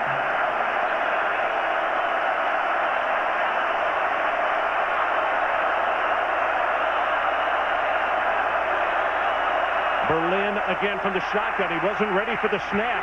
Now the pressure comes on, and he throws this one away, and it's intercepted. That's Crawford down the sideline, and it'll be knocked out of bounds inside the 15-yard line.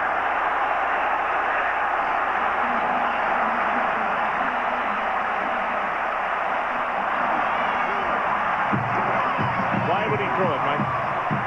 Under pressure, just tried to throw it away and just made a big mistake. Darryl Tapp is the man who is coming with the pressure. And following the interception, a return by Crawford of 45 yards down the sideline. And Virginia Tech will set up shop at the 10-yard line with a first. It may be, I don't know if they can score or not. Or pick up the first down, I should say, from where the ball is resting.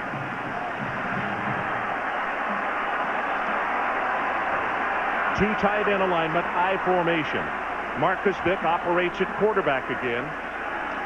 And he'll give it to Jones. Jones bounces it outside, gets by a tackler at the 10, still fighting, and he'll take it down inside the 5, and he's down to the 2. Alfonso Marshall is there to make the tackle on him. Ron, that was a great run there. That should have been a yard loss. Instead, he turned it into a big gain. Miami had the right defense. They have shots to tackle him. He avoids the tackle and picks up big yardage.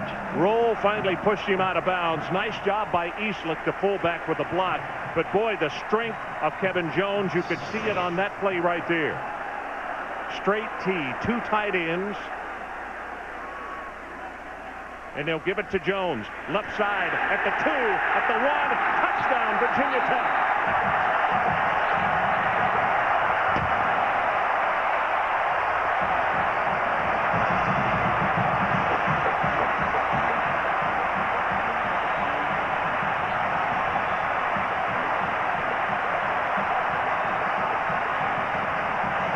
Hume, Martin, Montgomery, all with good blocks up front. And right now, Frank Beamer's team, 23-0, and Worley tries to put them up by 24, and we got another flag on Virginia Tech.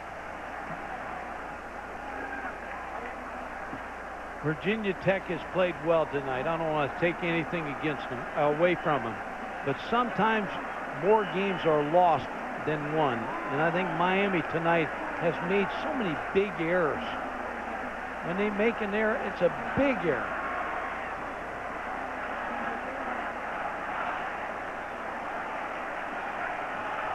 Well, Everett dropped what should have been a touchdown pass on a fake field goal.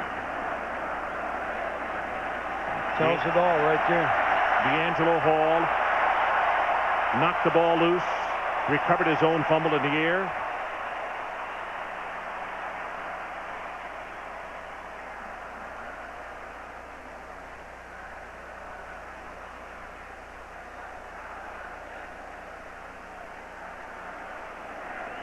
Delay of game. Defense. Defensive lineman makes a non-football-like act, Causing the offensive move, the Generals had the distance to the goal. Replay the try. Don't see that real often. Nope.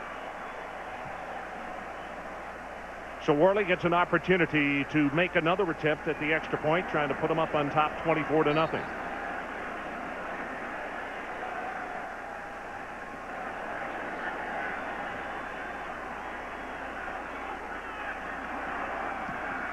Good pass, knocks it home. So let's take a timeout. 4:35 remaining in the third quarter. And our new score, Virginia Tech 24 and Miami nothing.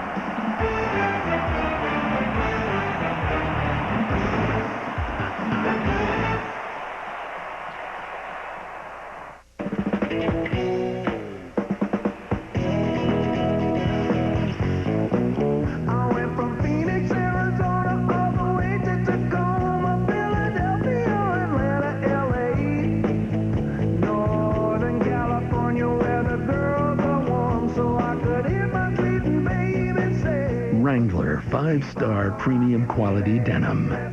Wrangler, real, comfortable jeans. Wow! With Dish Network Satellite TV, you get the lowest all-digital price in America every day. Just $24.99 a month for over 50 top digital channels. A price that's guaranteed through January 2005. Order today and get a free 3-room satellite TV system with free installation. That's right, satellite TV in 3 rooms of your home free. Want more? Call and ask how you can get 3 free months of our most popular value pack with HBO and Cinemax. Call 1-800-WOW-DISH or visit Radio Shack, Sears, or a local participating retailer.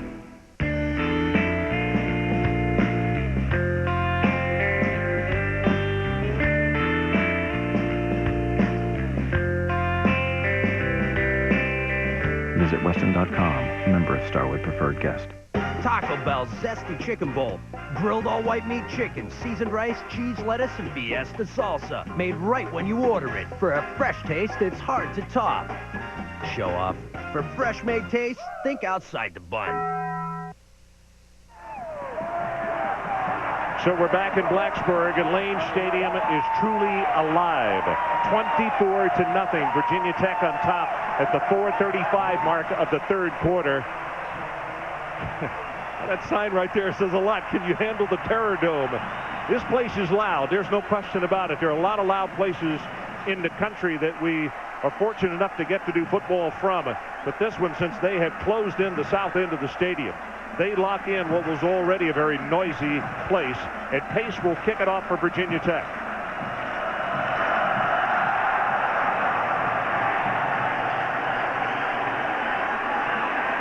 From the goal line, Hester, and he will be stopped short of the 20-yard line. And Mike, we've got a change at quarterback for Miami. It's going to be Pranapu who will come in, and we'll talk more about that in just one moment. Coach Jim Donnan, who we talked with in the first half here with ESPN.com. We got your impressions in the first half. Jimmy, what are your impressions right now? Classic Beamer ball, I promise you. What do you take from this game? Great defense, great special teams. Derek Crudup, I coached his dad at OU. He was a defensive back for me. Let's see what he can do now. Jim, don't go away. We're going to talk to you in between a couple of more plays here as Crudup will get an opportunity to see if he can operate this offense. Sets the throw, gets it off to Winslow. Pass is complete, and he's tackled after a 4-yard gain. Jim, I thought Miami found something with the no-huddle offense. I thought their offense has been sleepwalking, and that's a way to wake them up, but then the interception. Bad play. Well, he's trying to throw the ball away, and it was getting some rhythm, but what a great pass rush we've seen all night from Virginia Tech. They just harassed everybody. Here we got a bad snap. Crudup loses it, now picks it up. He's going to turn something bad into something good, which has not always been the case for Miami here tonight. Larry Coker, I was about to ask you, what do you go to? What do you do to get your team going? I guess the move at quarterback here is one of those things, but the wide receivers, Jim, particularly in any kind of vertical game, it has not been there. Well, they hadn't had time to throw the ball on, and I think Crudup helps him out a little bit because of his mobility, and maybe he'll help him out as far as throwing with accuracy. Well, got that one complete, and they will have the first down. You can visit with Jim on ESPN.com, so go online and find out what his thoughts are continuing in this ball game from Lane Stadium. Jim, thanks for coming by. Great being with you, my friend. Great to be here, but we've had over 15,000 questions. I think I've answered 1,000, so we got 14,000 mad. Well, see, hey, you're earning your money there. All right. Jim Donnan, thanks Just so like much. Coaching. ESPN.com here in Blacksburg with us and following this ball game. So go online if you've got questions about what you're seeing, whether you're pulling for Virginia Tech or Miami. Here comes the pressure again. Gets it behind Winslow, and he can't hold on, but it was not his fault, as coming very quickly up the middle, 4 defensive players, particularly Darryl Tapp, number 55, knocking down the quarterback, Crudup. Ron, Jim Donnan, guys doing a great job. .com, ESPN, needs to get back on the sideline. Oh, I think he still wants to get back and coach. Did a great job at Georgia. Shouldn't have been let go. Should be back in coaching. He's a longtime friend, and we wish him well. So get online and talk to him tonight. Give him another few thousand hits on ESPN.com. Crudup. The ball is tipped and almost intercepted by Fuller. Good heavens. And that happened right in front of the Miami coaching staff. Larry Coker has to be saying, can anything else go wrong tonight? Yeah, a little late on the throw again. When you're late on the throw against Virginia Tech, they're going to pick them off.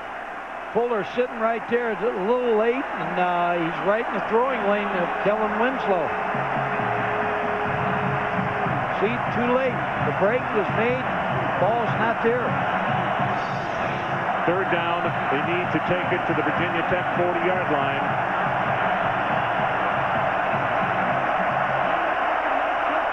Crudup from the shotgun. They set the screen, and he gets it off to Payton with a blocker in front. And Jarrett will be close to the first down, but he's not going to have it. Vincent Fuller pushes him out of bounds at around the 42. The problem's going to be for Larry Coker is getting the 4th down play. You got to pick this first down up. This game's getting away from you fast. But they tried a quarterback sneak the last short yardage. 3rd down they had, they didn't get any movement. Larry Coker, only 1 loss as a head coach. That in the national championship game last year in Tempe against Ohio State. They're going for it. 4th down. One thing about Derek Crudup being the quarterback, he can run. From the shotgun. Here comes pressure, and he'll do just that. He'll run, and boy, I don't know. From where they have spotted him, oh, this is going to be so close. Eric Green and Adibi coming with pressure, particularly Adibi, to force him out of the pocket. And you know, from where that linesman across the way has his foot down, that's not going to be enough for the first. As those players move away, you can look at the yellow line and see if he has attained it. Well, if he's got it, it's just by an inch. I think he's got it by here. No, he doesn't have it. Mikey's going to miss that thing by like, that's about a ½ inch, isn't it? Yep. Virginia Tech football.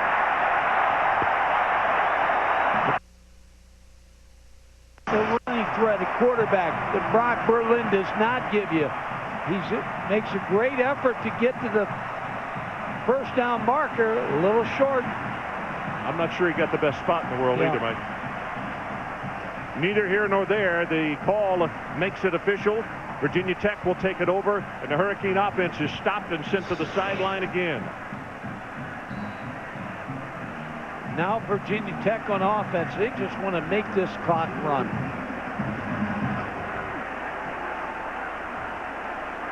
Three minutes, 15 seconds left to play, 3rd quarter.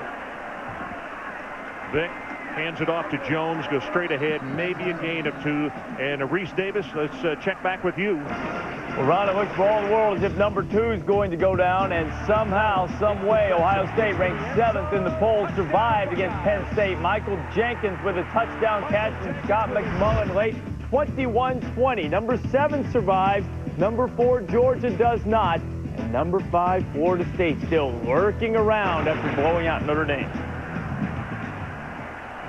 Well, if this game continues the way it is, Mike, the BCS, I'm really going to be anxious to see who jumps around. But what you said a while ago about Southern Cal, I think is right on. Eastlick catches the pass out of the backfield, but Roll is right there to tackle him for a loss.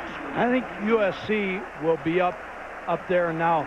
I think they're going to be number 2 if Miami loses. Now the big question, do you put Florida State ahead of Miami? Now they beat Notre Dame today, beat them badly.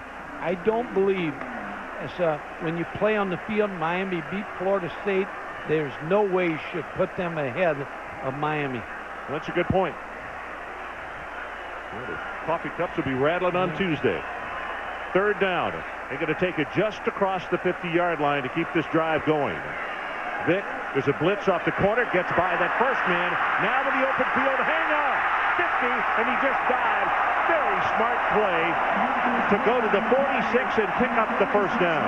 15 yards in the running play. Now Marcus Vick is like running back in the backfield. I mean, he just makes you miss. Merriweather, he faked him so badly he went down. And now here, instead of taking a hit from 3 different people, very wisely got what he could, slid down, moves the chains. Brian Randall just can watch. He can help Marcus Vick, but he's not going to get on this field tonight unless this game's salted away, because Vick is the quarterback. Vick gives it to Jones. He is going to be hit at the line of scrimmage. Reese Davis, let's check back with you quickly. Ryan, you guys were talking about SC, and Washington State's been hanging in there and giving them a challenge, but Matt Leinart finds Terry Colbert.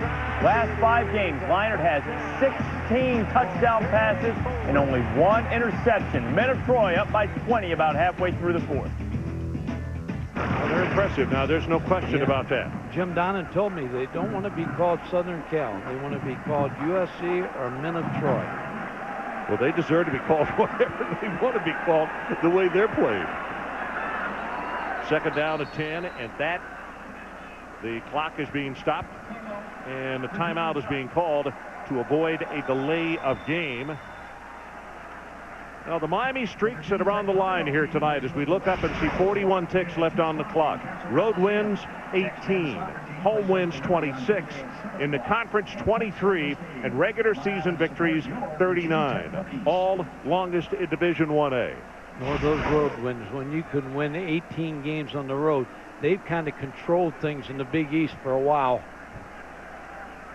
Well, down 33-10 with under 4 minutes left in the 3rd quarter.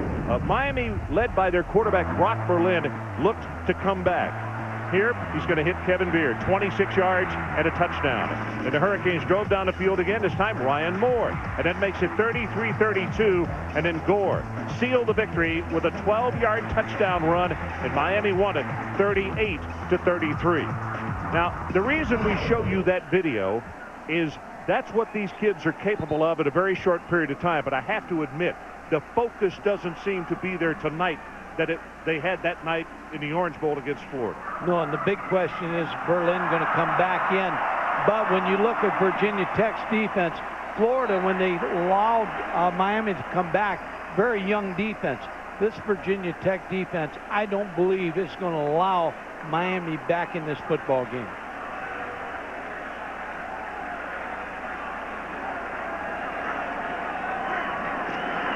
Vick faked it, going to go long. He's got a man wide open. Going to go the 10-yard line. It is caught by Wilford. Touchdown, Virginia Tech.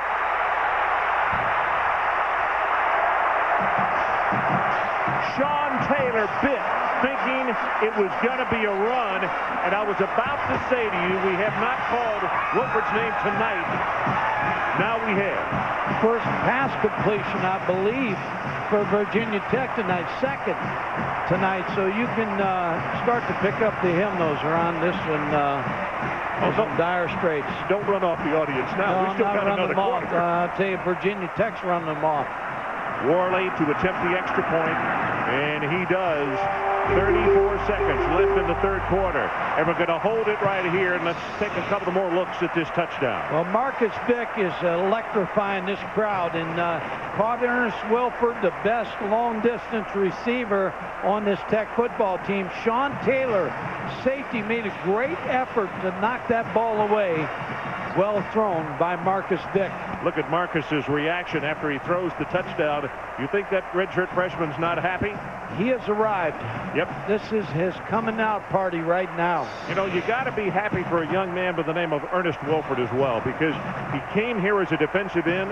The coaches said, hey, not that we don't need good athletes at defensive end, but you're good enough to be a wide receiver because he's a track guy, triple jump, long jump, high jump. So they moved him to wide receiver, and he's really prospered there. Yes, high school, when he came out of high school, as you said, he was a track athlete. No football scholarship, track aide to Tennessee. He went to Fort Union, committed to VMI and track, but then changed and came here for football. A good choice.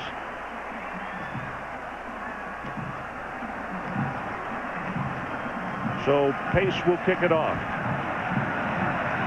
Celebration starting here in Blacksburg with still another quarter to play. It's going to be Hester at the 2-yard line.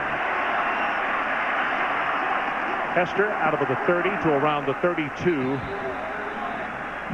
Tomorrow, 8:30 Eastern, it's ESPN Sunday Night Football. Dante Culpepper, Randy Moss, and the Minnesota Vikings play host to the Green Bay Packers. That's the Packers and the Vikings, Sunday night at 8:30 on ESPN, and available nationwide on ESPN HD.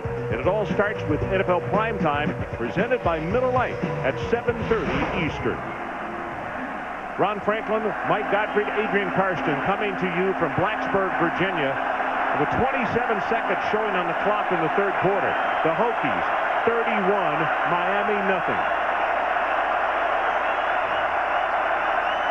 Low snap, Pruitt under pressure, gets the ball out, has it complete, and Gathers will step out of bounds immediately.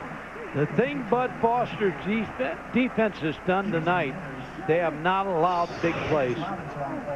Here's a center snap, it's low, and kind of mistakes like they're making there, right there just have not been in the game offensively. Mike, you remember last year in the championship game, he came in for one play when Dorsey got shaken up and was great. Delivered a pass, had it right where it was supposed to be for a big first down.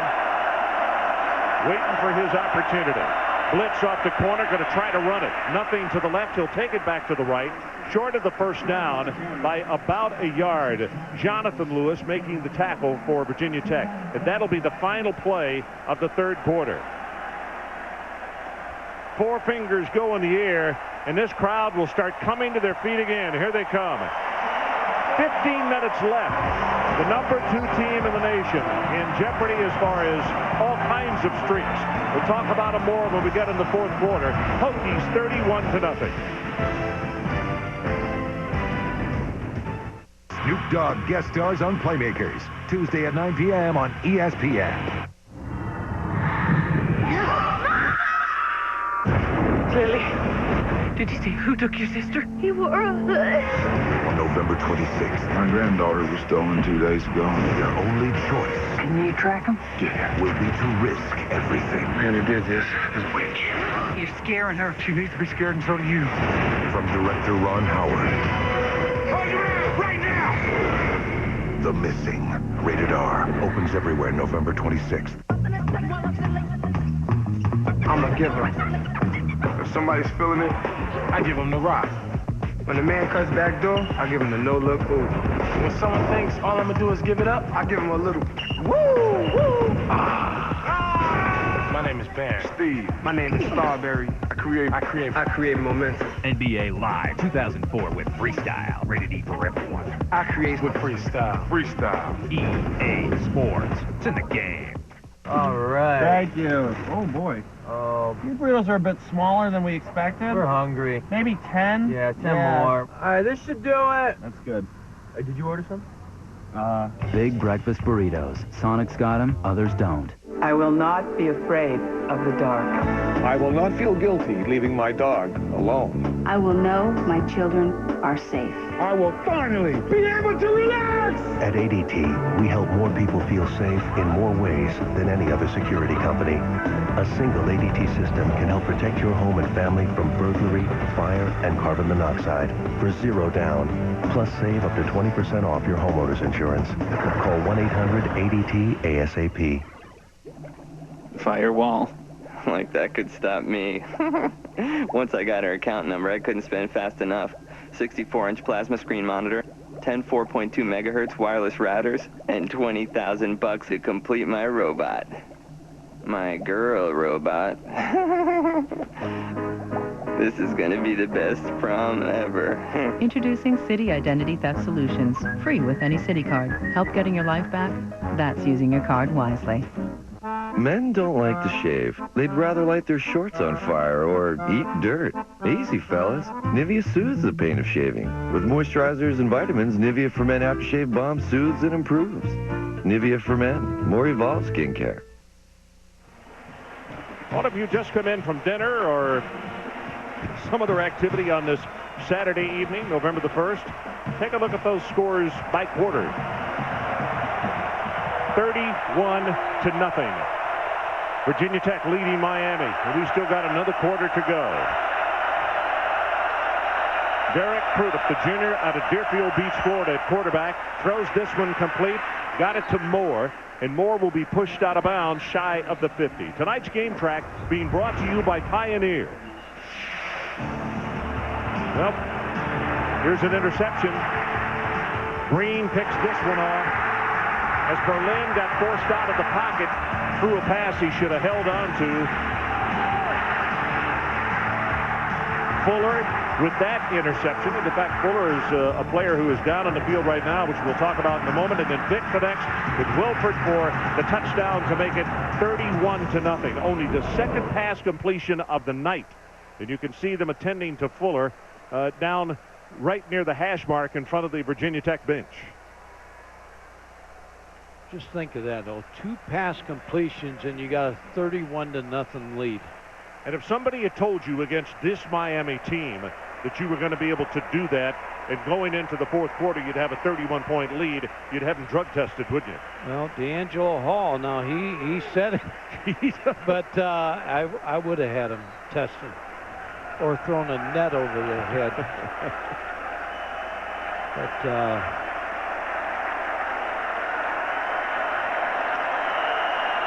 here comes Miami with the first down. Crudup will operate from the shotgun. Total offense in the ball game. Miami well in front at 270. Crudup's going to take off and run. It pulls up, and now it's going to be hit, and he'll be sacked by Jonathan Lewis. We have called the Lewis brothers' name a lot in this ball game. Yeah, the Lewis brothers are having a big game. Welcome to Blacksburg, and hasn't been a good trip for Miami in the last 5 times. One time it was good.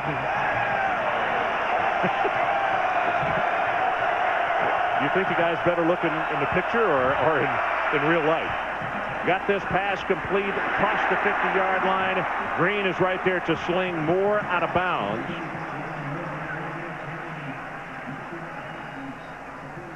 Wide receivers for Miami have not come up big, but the quarterbacks have not played well for Miami. A couple of fresh defensive linemen, in fact 3 coming into the ball game with Bud Foster's Virginia Tech defense, trying to keep fresh people on the field. Third down, Miami needs to take it to the 43 of Virginia Tech. Crudup from the shotgun has a man out on the flat, gets it complete, gathers, and on second effort, I think he got the first down.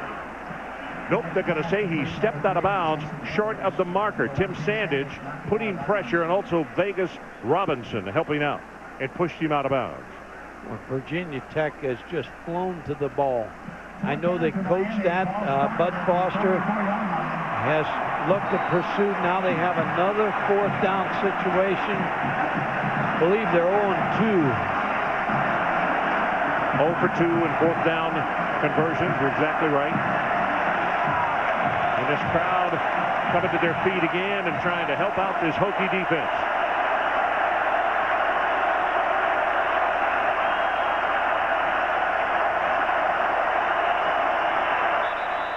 Crudup play action.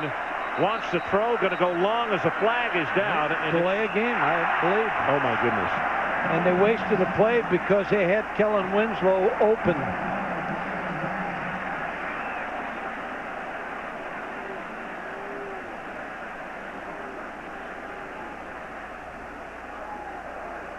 Dead ball, delay of game, offense, timeout penalty, fourth down. And the Virginia Tech coaches on the sideline signaling, we don't want anybody getting near that kicker. Let him get it away. We got return on. Brian Moore, his last 2 kicks have been very, very short. This is a knuckleball, and it's going to be caught at the 13-yard line. D'Angelo Hall, and he goes down, getting away from a big hit at the 15. DJ Williams on the tackle. Let's take a break. 13:21 left in the ball game. Hokies up huge.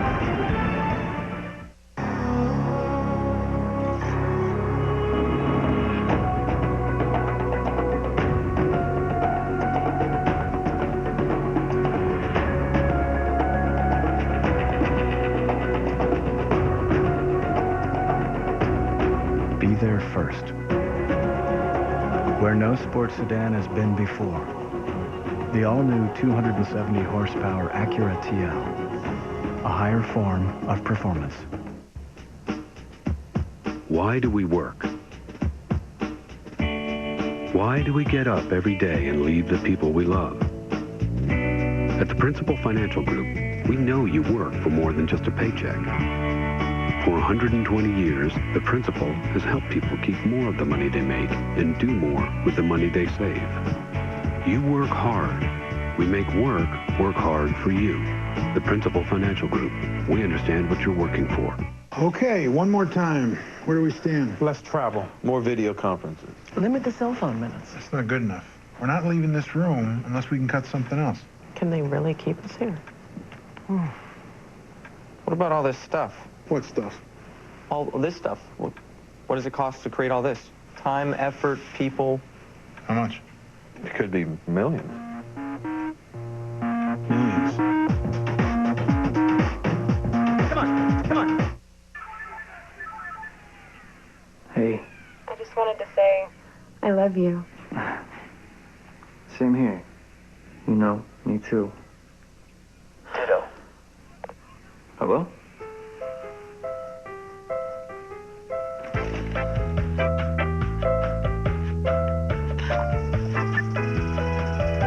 When you can't say it, show it. The Nokia 3650 camera phone. The new love letter. So we're back in Blacksburg. The signs are starting to emerge that some of these people thought they were prophets when they came to the stadium tonight. And so far they are. 31-0. The Hokies on top with just over 13 minutes to play. Jones at tailback. And he has been tough tonight. Gets the handoff, bounces it to the outside. Going to be stopped short of a gain of 5. But Mike, until that play right there, 9 of his 19 carries have gone for over 5 yards. Against this defense, that is extremely good. Yeah, when we talked to him about the West Virginia game, he was not upset that he didn't run the football. He just said, hey, whatever I can do for the team. But he figured tonight he was going to be a big factor in this football game. 2 years ago, right here as a freshman, he came off the bench, and he ran wild in that football game. So not intimidated by Miami, and he knows he has run against good Miami defenses before. 2 tight ends. They give it to Jones. They're going to keep this as conservative as possible. And Reese Davis has checked back with you. Understand you got a report on the LSU Tigers. Well, Ron, as we start to reshape this national championship hunt, the one-loss team, don't forget about LSU. Just playing Louisiana Tech tonight, but they dropped 49 on La Tech in the first half. Moss and Devery Henderson there. Saban's called off the Tigers. Hey, these guys sitting there with 1 loss. Okay, Reese, thanks. You can see the other score, Mike, that popped up. Kentucky has come back and tied Arkansas. Overtime. Louisiana Tech, not a bad ball club. They beat Michigan State at East Lansing early in the year. Jones again. Cuts it back up into the middle. Second effort. Trying hard to get to the first down line. He's not going to make it. It's going to be fourth down at about 1 as McClover and Vince Wilfork combining on the stop right there.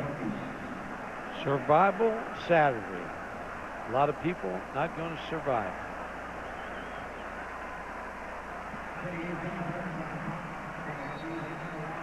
So Benny Burns, the junior out of New Orleans, comes on to punt, left footer. And he has been very good at keeping the ball away from Roscoe Parrish tonight.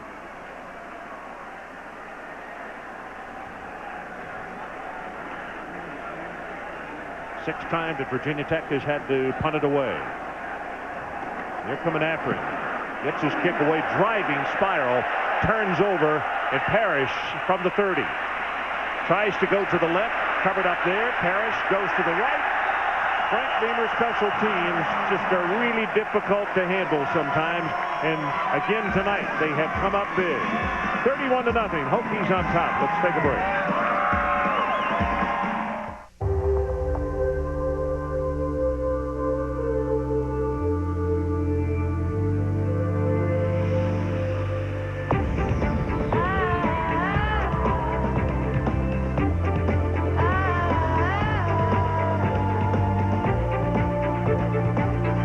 The 7-passenger, electronic four-wheel drive Acura MDX. Power and safety, living in perfect harmony.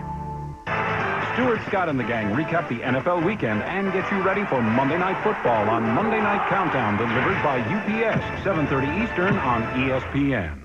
It's come down to this. The world's best fight organizations are going to prove just who has the best fighters. Pride Fighting Championships taking on the UFC. Pride Fighting's American Quinton Rampage Jackson.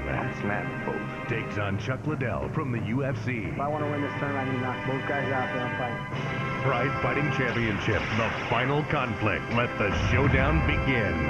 Premiering November 9th on DirecTV Pay-Per-View.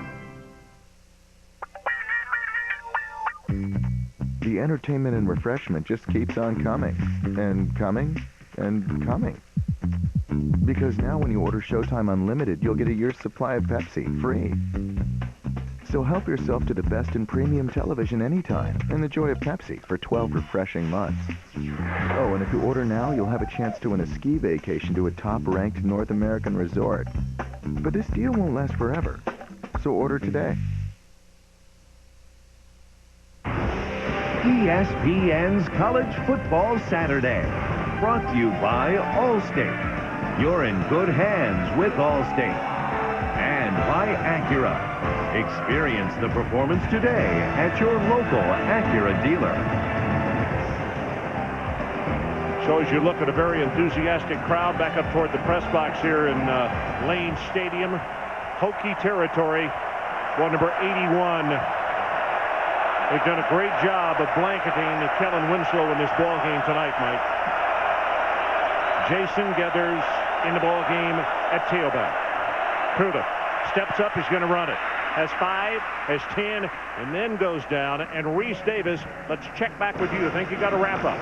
Ron, the Trojans have put it to bed against Washington State. 36-16 when the freshman Lendale White crashes in. And Pete Carroll's team poised to be ranked number 2 in the polls next week. 43-16 over the Cougars. Wow.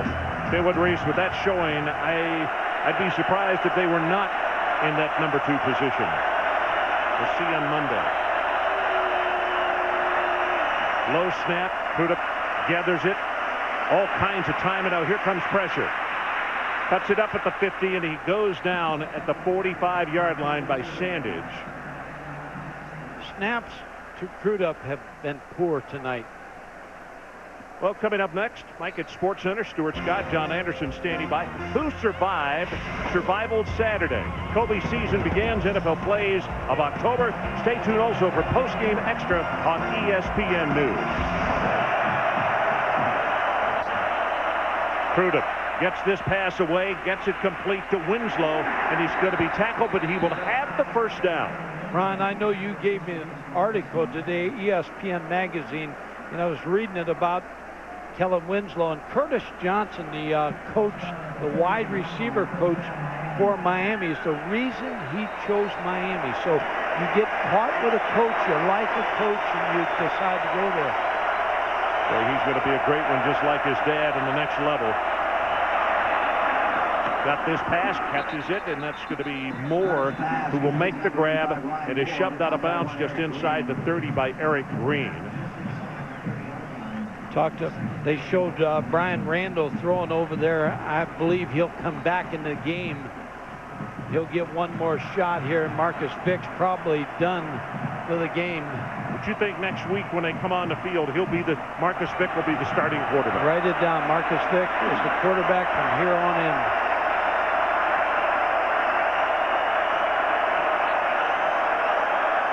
Second and short. Crudup going to go long over the middle. There's Winslow, and just a little too far.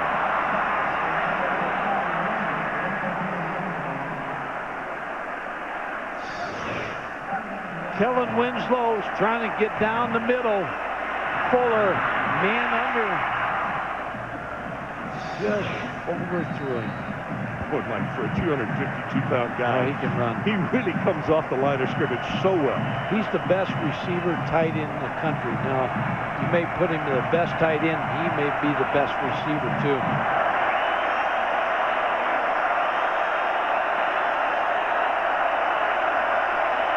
Third down and short. Crudup on the quarterback draw. 25 inside the 20. It's going to be 1st and 10 at the 14.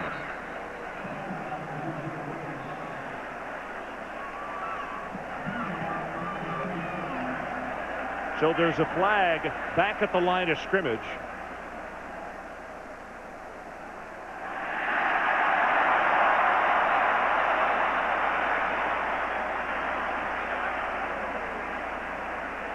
Good. Larry Coker looking on, about to lose his second game of his career.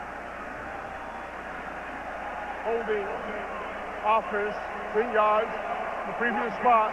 Remains third down. Virginia Tech next week gets Pittsburgh, I believe. And that'll be a lot to do about who's going to win this Big East.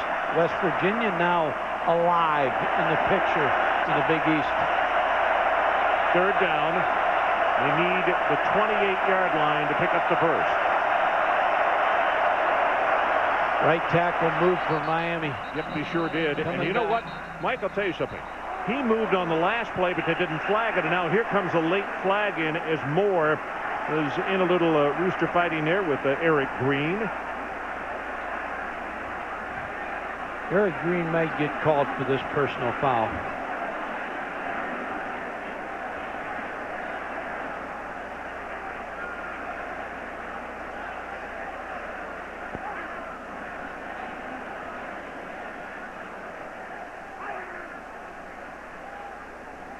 Frank not happy with Eric Green. He was happy with him with interception, but not this play. This is a mistake.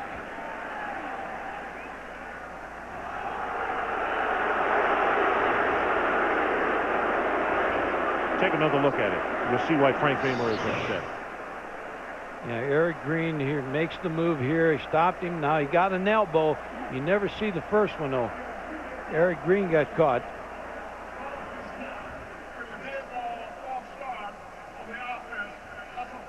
There's the elbow by Moore, and Eric Green retaliates and gets caught.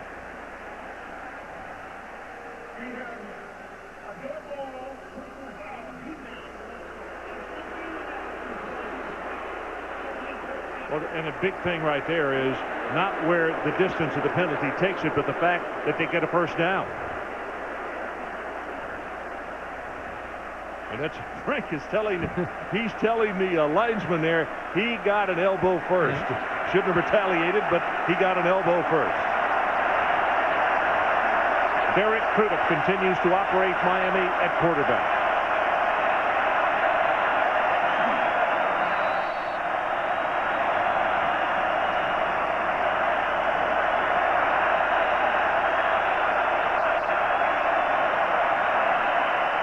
Crudup got his man, and the ball is overthrown, looking for Winslow. You could see Fuller cutting in front, trying to make the pick off. Here's Frank Beamer. He's talking about just what you said. You missed the elbow, buddy. I was saying what Frank was saying. You know, boy, if you're a linesman and you're in front of the bench and a penalty goes against that team, you get it until the ball is moved down the field. You know that guy said, he's thinking, God, I hope they have a big play here. Move the ball away from him. Crudup, all the time in the world, over the middle, incomplete, and again it's Fuller with the cover. Kevin Beard, the intended receiver.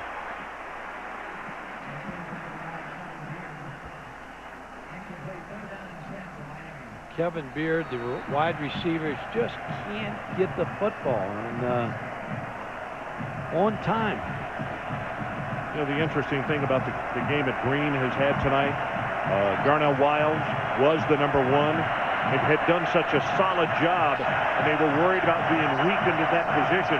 Eric has acquitted himself very well. He has. He's played great. Crudup stepping up into the pocket with the pressure, drills the pass, and oh my goodness, couldn't hold on. Roscoe Parrish, the intended receiver, and it was just a little too tall, and he fought it and actually grabbed it out of the air and threw it to the ground. So it will be 4th down for Miami.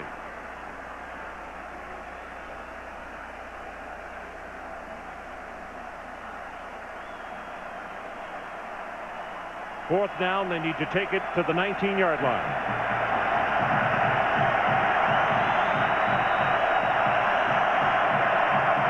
Crowd for the umpteenth time coming to their feet, trying to help out the defense. Crudup drills the ball, has it complete, and that's enough for the first down as the catch is made by Ryan Moore, and they'll spot him out at the 17.5-yard line. Ron, that's one of the few throws tonight was on time. Derek Crudup shows a good, strong arm, getting that out, thrown to Moore. A lot of talking going on in this field right now. You just got to hope that everybody maintains their poise and this one runs its course as it should. 10th play of the drive coming up for Miami.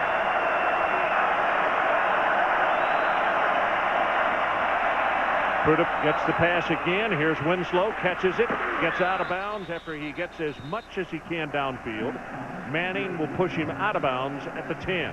Boy, he's a competitor. Oh, you talked about him early, that sometimes that he gets off a little bit and gets a little flamboyant, but he is competing to the final whistle. Well, you know, Rob Chudzinski, as I said a while ago, the point that he made, and he said the kid is so passionate about what he does, and you mentioned he wants to be perfect on everything he does, and sometimes he gets too wrapped up in that. Crudup looking for Winslow over the middle, and he throws it away. Actually, he didn't throw it away. He threw it where he thought he would be. Kevin Lewis this time with the pressure. There's a look at Rob. I'll tell you what, I think that young man is going to be a head coach one of these days, and maybe not too terribly far away. Played at Miami, one of 5 coaches on the staff that played there, won a national championship, now coaching for the Miami Hurricanes. Good, solid coach. He was a good player, too. Yep. 3rd down at about 2.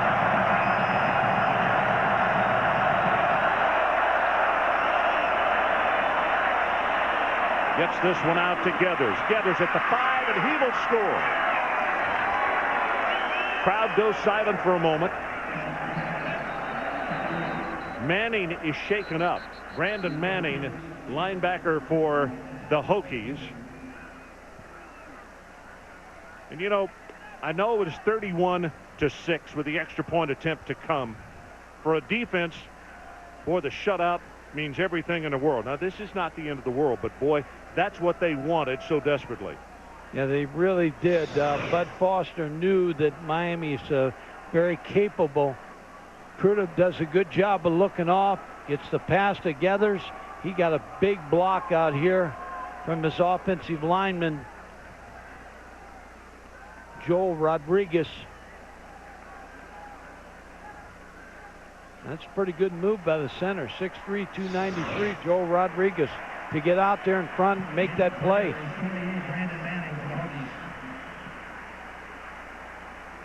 So it's good. Manning is going to come off the field under his own steam.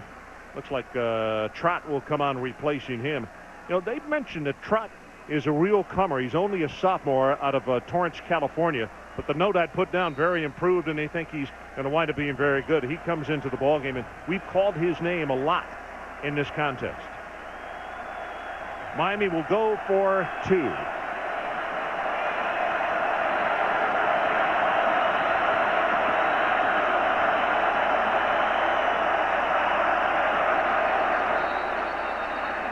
Flags are down. No.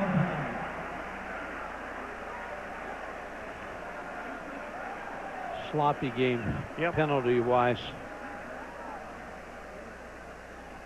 Dead ball, false start, offense, 5-yard penalty, replay to try. Eric Winston, who some think in the Miami program may be the best lineman they've ever had. You know, they moved him from tight end. He also had run some fullback, played H-back. He called his high school coach and said, this is what they want me to do. And his high school coach said, Eric, you're going to make a lot more money on the next level if you go to tackle. And they think he is close to being a dominant guy now. He's only played it for half a season. Following the penalty, here's the extra point attempt. And Petty will knock it home. So with 7:53 left in our ball game, the new score, the Hokies 31-7 over Miami. Let's take a break. Let's say this is you, and this is your auto insurance company. You've always gotten along okay, but let's say this is Allstate. Ooh, looks better than what you got now, huh?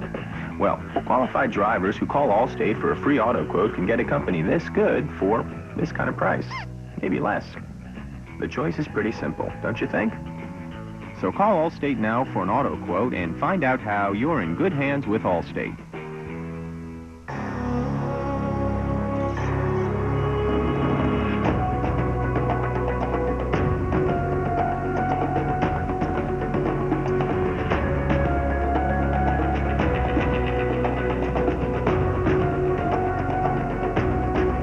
There first. Where no sports sedan has been before. The all-new 270 horsepower Acura TL. A higher form of performance. Tuesday on Playmakers. You my baby brother, and I will protect you with my life. Feel good setting somebody free. You gotta try it sometime. Snoop Dogg guest stars on Playmakers. Tuesday at 9 p.m. on ESPN. Preceded by last week's episode at 8. Later on SportsCenter, who's still standing after Survival Saturday? Reaction to Kobe's season debut. LeBron still shooting for that first win. Plus, the top NFL plays of October at SportsCenter after the game, ESPN. So we're back 31-7, our new score. Just over, or just under 8 minutes to play in this ball game. And Virginia Tech looking for the onside kick. Has got 10. Within the 45 and the 50-yard line.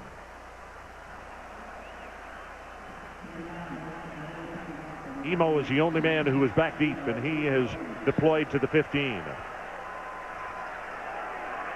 And they're going to kick it away.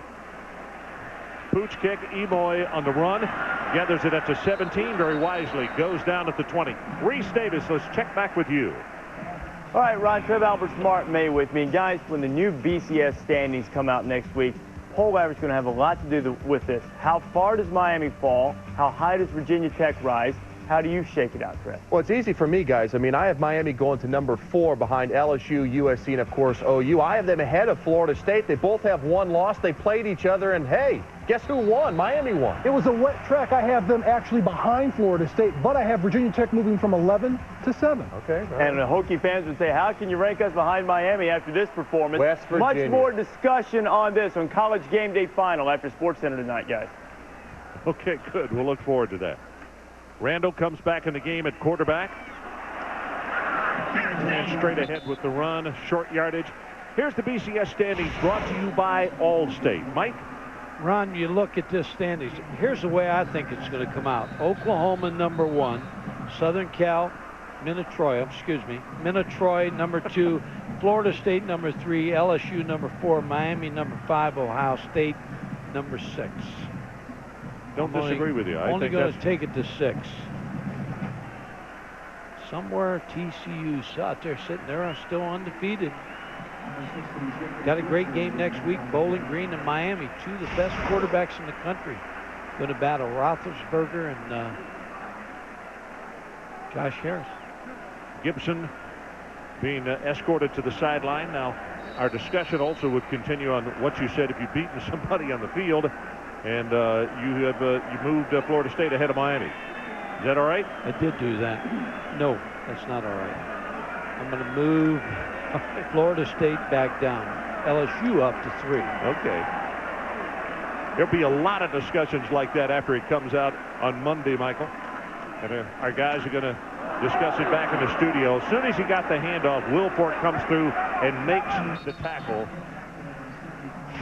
Survival Saturday. Oklahoma, they put an end to that rivalry, losing that game. Southern Cal, Minnetroy, USC deserves to be number 2. Florida, give Ron Zook more contract. Right now, he's done a marvelous job down there. FSU, well, they put a whipping on the Irish. I'll tell you what, when Ricks plays the way he did today with that defense, partner, they're hard to stay with. And then you look, Ohio State came from behind to win.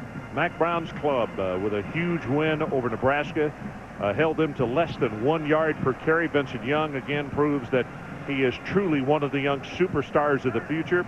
And how about Michigan? That game, to me, there were big plays for Michigan State, but it was like the Wolverines won that more than just by 7 points. Yeah, they really did. John Navarre had a good ball game, had a fumble that Michigan State took back for a touchdown, but played well today. They ran the ball very well. Isn't it amazing when how simple that sounds, but when your running game works, how many football games you win. Everything else comes. Yep. In this ball game tonight, 345 total yardage Miami, 232 for the Hokies, but 2 defensive touchdowns by Virginia Tech really is what turned this thing around. Here comes a blitz.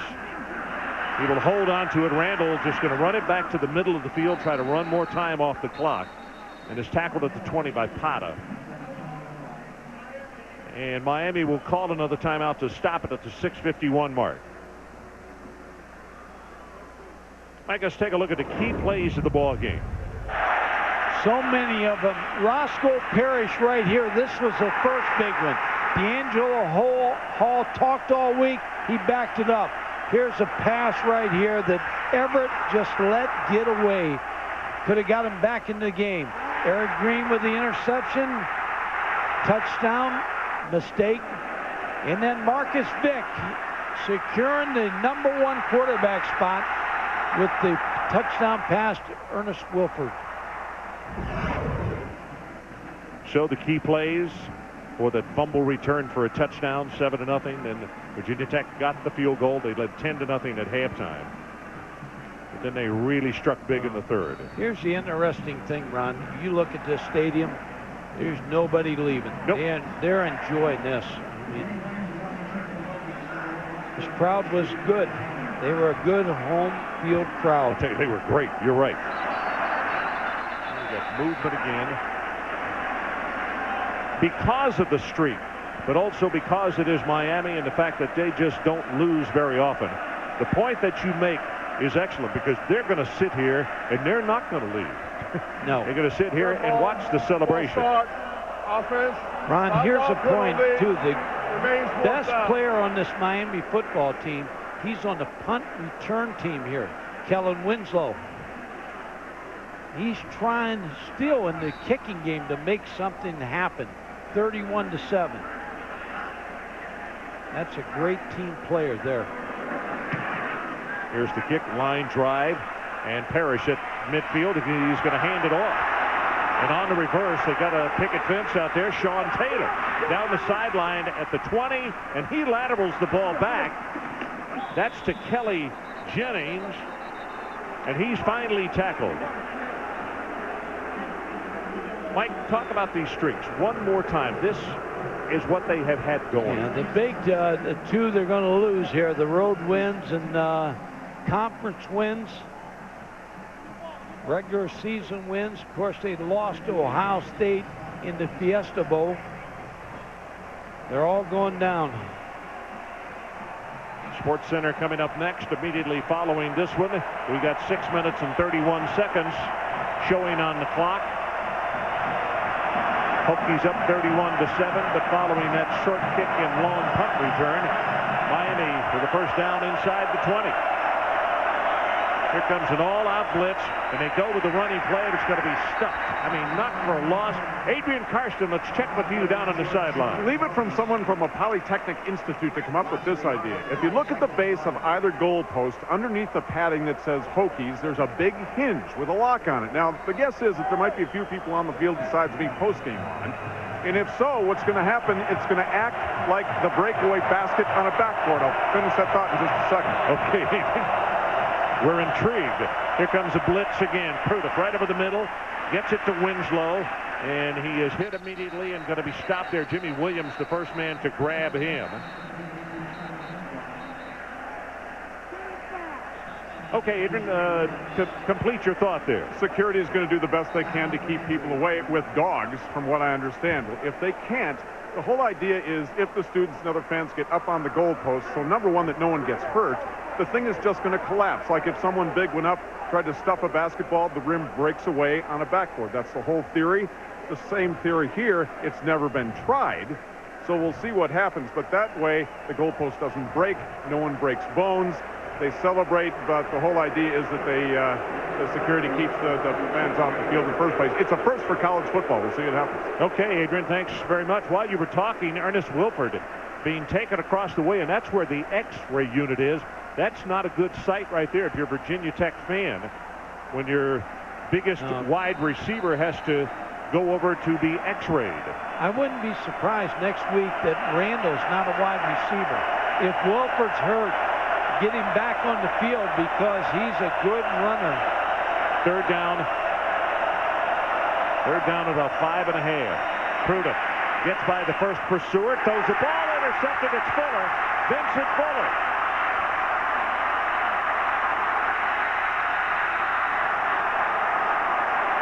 Here comes a flag as they took a shot at Fuller out of bounds. And now we got a fight going on in front of the Miami bench. Here comes another flag, and we're going to have an ejection, and that player needs to understand he's not going to play next week. But the most important thing to remember is, I know there are a lot of streaks alive, and this is an awfully good football team at Miami, but when you get beat, you got to swallow your medicine just like everybody else that you beat. So do it with poise and do it with class.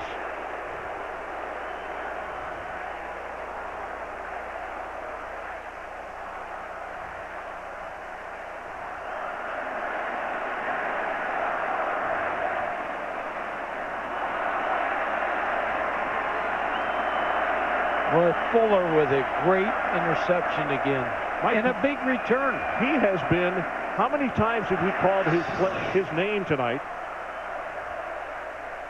Just stepped in front of Kellen Winslow, picked the ball off, and picked up valuable yards after the interception. Here's the hit. Probably going to be on Chris Myers, the first flag. You know, the first one, and then D'Angelo Hall ran over to try to help his teammate, and he got hit. Late hit. Defense. That'll be 15 yards. We have offset, dead ball, personal foul. Number 4, Virginia Tech. Number 6, Miami, ejected.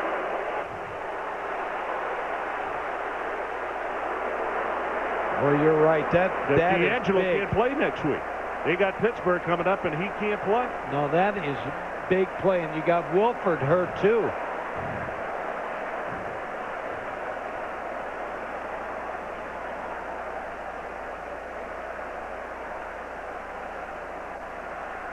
Sometimes you got to walk away. He said roll, didn't he? I mean, he said number six. Roll. Well, while they sort this out, another reminder, Sports Center coming up immediately following this ball game. We've had a little bit of everything here in the last 10 minutes of play.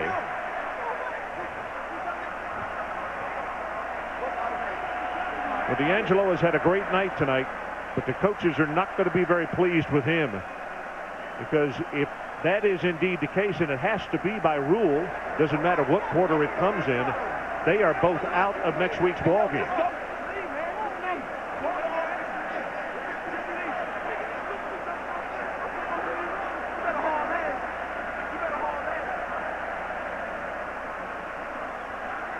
He's still talking to somebody. He's not real happy. One of his teammates. I think he's being admonished by one of the other Virginia Tech players.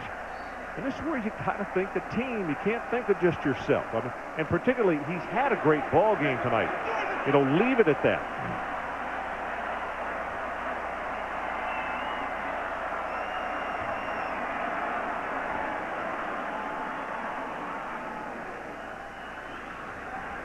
Here goes Jones, bounces it to the outside. You see him go down before he gets out of bounds. Here's some more of what happened, and that's going to be a headgear to the back. You see Roll getting into it with D'Angelo Hall. There is the punch that he took.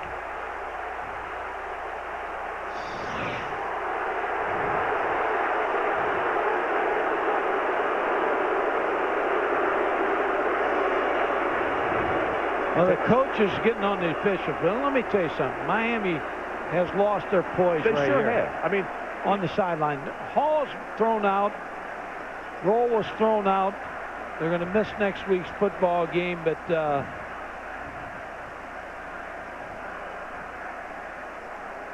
think sometimes if you look back, if you play with more emotion in the ball game. We have a live ball, holding foul against Virginia Tech. That's a 10-yard penalty.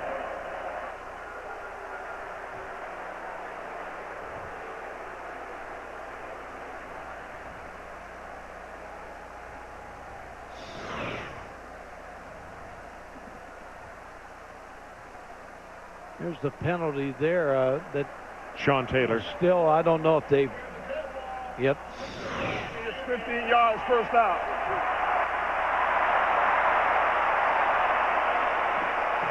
Have lost their composure right now.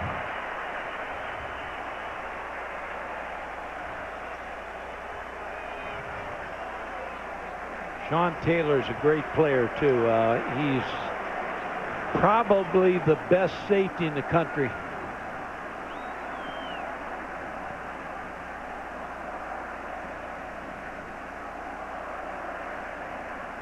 Well, the officials taking a very long time to sort this out. The holding penalty should be stepped off, and in the 15 yards against Miami should be 1st and 10 from that point.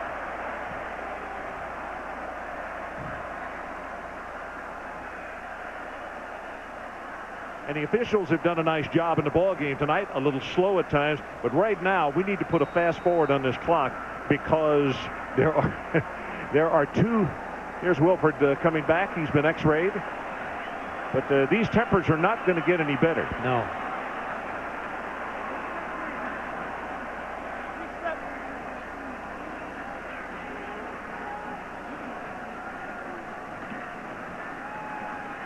Gives it to Jones straight up the middle, and they'll push him straight back. Talk about D'Angelo Hall. Now we see Wilford coming back limping, but D'Angelo Hall being thrown out of the football game. Their secondary is thin as it is. They cannot afford to lose anybody. Playing against a very good quarterback and receivers next week.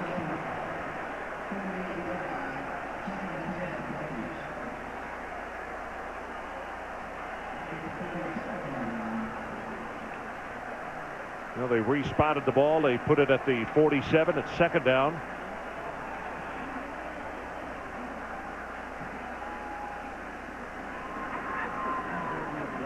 And Jones again.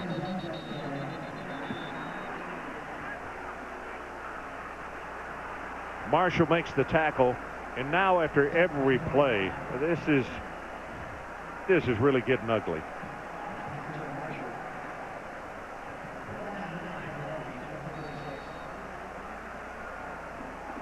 They're going into the ACC together. They better get along. I'm not sure that's anything that's attainable right now, Michael. Oh my. Sports Center coming up next. That's 3 minutes and 23 seconds from now. So a timeout has been called, and we'll take it with them. 31-7, Virginia Tech. My parents worked hard to provide for us, and I want to do the same thing for my family. Even with just a high school education, I was given an opportunity to learn and show my talent. I worked my way up at Sam's Club, part-time seasonal help, assistant manager, and now general manager. My family is proud for what I'm doing, who I'm working for the success that I've had working for the #1 retailer in the world. No matter where you come from, there's plenty of opportunity working for Sam's Club. My name is Tony, and I've been with Sam's Club for 11 years. On November 11th, get ready to get dumb. Dumb and Dumber with Harry Met Lloyd. Are you sure? The Platinum Series DVD with all new bonus features. What stinks? That'd be me, sir. Available November 11th. Ooh. Well, tonight, our player of the game is brought to you by Russell Athletic. And we've never done this before, but we're going to give it to the entire Virginia Tech defense. It was not until garbage time that Miami was able to come up with a touchdown. And I'll tell you, this defensive unit, 3 interceptions, 1 return for a touchdown, a fumble return for a touchdown. And they have been, against a really good football team, invincible tonight.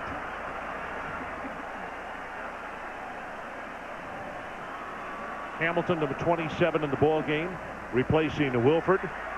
Randall going to run, and then go down and take a knee. Brown was there, and he bumped him, and the reason for the reaction from the crowd is Randall had taken a knee. Just trying to run a play that takes a lot of time.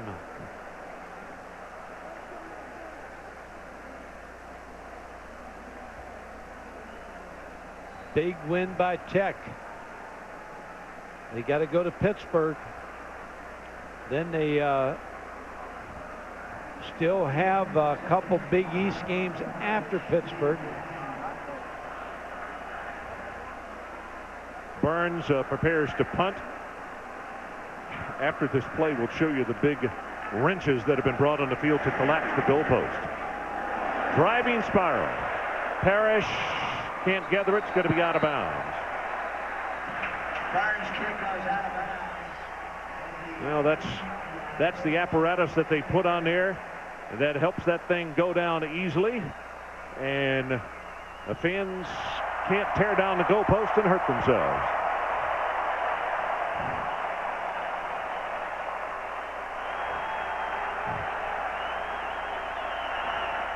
So, Mike, for people who did not watch this football game tonight, they're going to see the stats and say, you know what, the newspaper's got this reversed. 18 first downs to 10, 350 to 219. But when they look at the defensive stats, they'll understand why Virginia Tech is winning with the lower numbers. Big plays.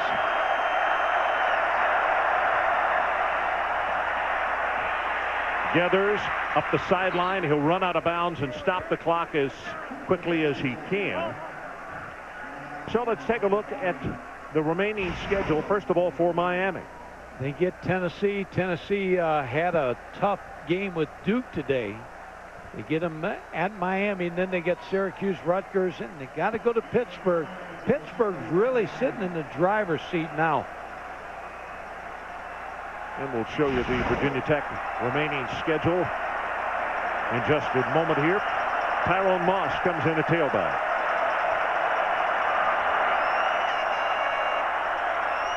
And they give it to the talented freshman, and he'll bring it out over the 30-yard line, tackled by Eric Green.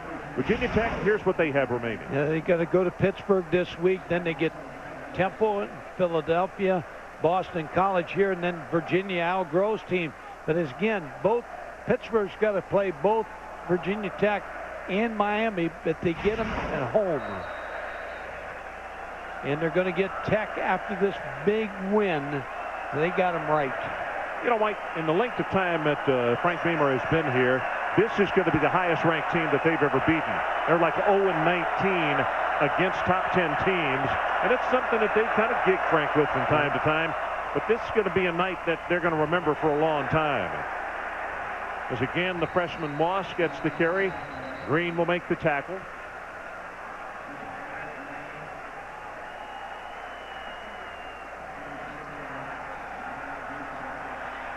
And his thoughts right now are on his players that are hurt in next week's football game. Larry Coker's thoughts about getting this team back up.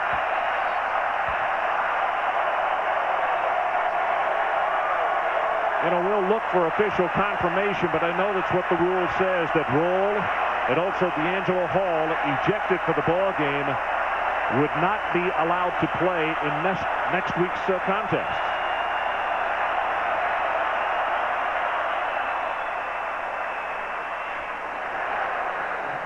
Moss upended. Clock is now under 1 minute, and the celebration, which has been in a dull roar so far, is about to really kick off. There we go. 0-19 against top 5 opponents. Marcus Dick, tonight his coming out party. Virginia Tech's defense won this football game. Miami just never got going offensively. Look at Frank. 25 seconds down to 24. And I'll tell you what, he will take his hat off to this crowd tonight as well. They were a factor from the get-go. As Moss will be tackled, that's going to be the final play of the ball game. 13, 12. Nope, they stop it at 13. Fans trying to come on the field, and the officials are saying, hey, you got to get back. We're not done yet. Now the clock is whistled back in, and Larry Coker running across the field looking for Frank Beamer to shake his hand. And they've already taken the goalpost down. Even if the fans come on the field, they're not going to be able to tear the goalpost down. Adrian Karsten, let's go down to you. Coach, congratulations. Describe the transition that took place for this team and this man to your right over the last 10 days.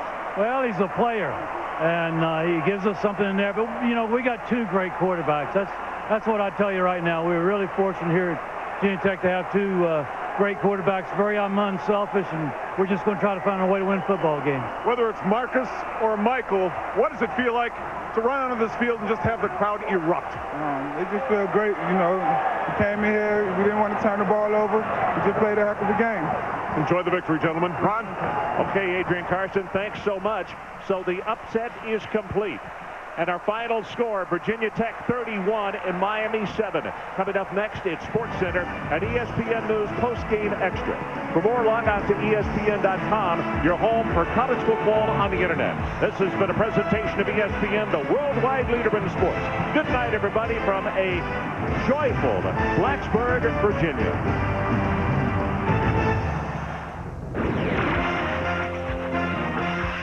This is SportsCenter.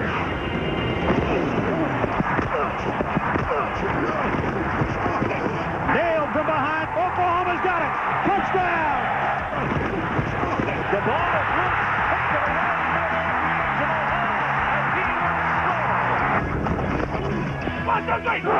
Goes the other way. Touchdown. Touchdown on a beautiful play for the Gators. That is a man's jam. Can I stand up and light a match? This is getting out of control.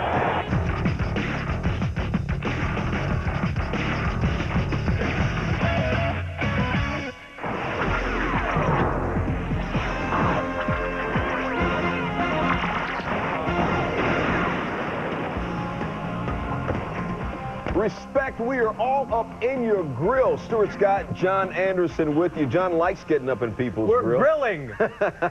Not that grill. Oh. College football coming at you, and it's about to go as nutty and crazy like that SportsCenter Y2K commercial. Those computers. Bedlam in Oklahoma meant OU and OSU were both ranked in their meeting for the first time since 1988, but before that, the Miami Hurricanes, #2, and falling. No BCS protection in Blacksburg. Garrett Payton trying to keep his team unbeaten. Frank Beamer coming off that loss against West Virginia, and they got to take that out on somebody. Might as well be the visiting Hurricanes. Roscoe Parrish taking the handoff, except D'Angelo Hall wants the ball back, and number 4's got it. Now he's going the other way. Hall, the nation's leading 9th non-offensive TD. Well done there by the Tech defense. Look at him. He swipes it. He goes 7-0 in favor of Virginia Tech. Later in the second quarter, same score. Attempting the 45-yard field goal fake. Kevin Everett wide open, but oh my goodness. There's open, there's wide open, and then there's that, and that is too bad for that kid. 10-0 at the half. Third quarter, still the same. Brock Berlin. Rush gets away, but his pass is picked off by Eric Green. Waits, and yeah, I'll just jump and take that the other way. Green rolls on. Let's make it 10 non-offensive touchdowns for the Hokies. 17-0 Virginia Tech. In the third, Miami more mistakes. Brock Berlin rush, this time tries to throw it away, and again, he throws it away to the guy in all maroon, and now he's off to the races. Michael Crawford. He was great in Phantom of the Opera. 45 yards, 24-0 Virginia Tech. Let's add on to it. Oh, the number 2 team in the BCS is getting shellacked. Marcus Vick to Ernest Wilford. 46-yard pitch and catch to celebrate. Now, there's a quiet confidence when you put the collapsible goalposts up. Look at that. It only takes like 2 guys to get them down. That ain't bad. 31-7. Miami is throttled. And the loss breaks some of the most impressive winning streaks in football. The Canes, 7 straight this season. 18 in a row on the road. Their 27-game conference win streak tied for 4th longest all-time, Kaplui. And the biggie that gets scratched, 39 consecutive regular season wins, the 2nd longest ever, turns into a 1-game losing J. Number 15, Oklahoma State has whooped up on number 1 Oklahoma the last 2 years. First quarter, watch OSU's left tackle, Doug Koenig, because apparently Koenig wasn't watching Dan Koenig. Cody blitzed Josh Fields, causing a fumble. Tatum Bell can't pick it up. Jonathan Jackson recovers. That would lead to an Oklahoma field goal. Late first quarter, Sooners up 3-zip. Jason White to Mark Clayton, who is yoked by Elbert Craig. I mean, yoked. Watch this. Absolutely gets baptized. That's what you call a decleater.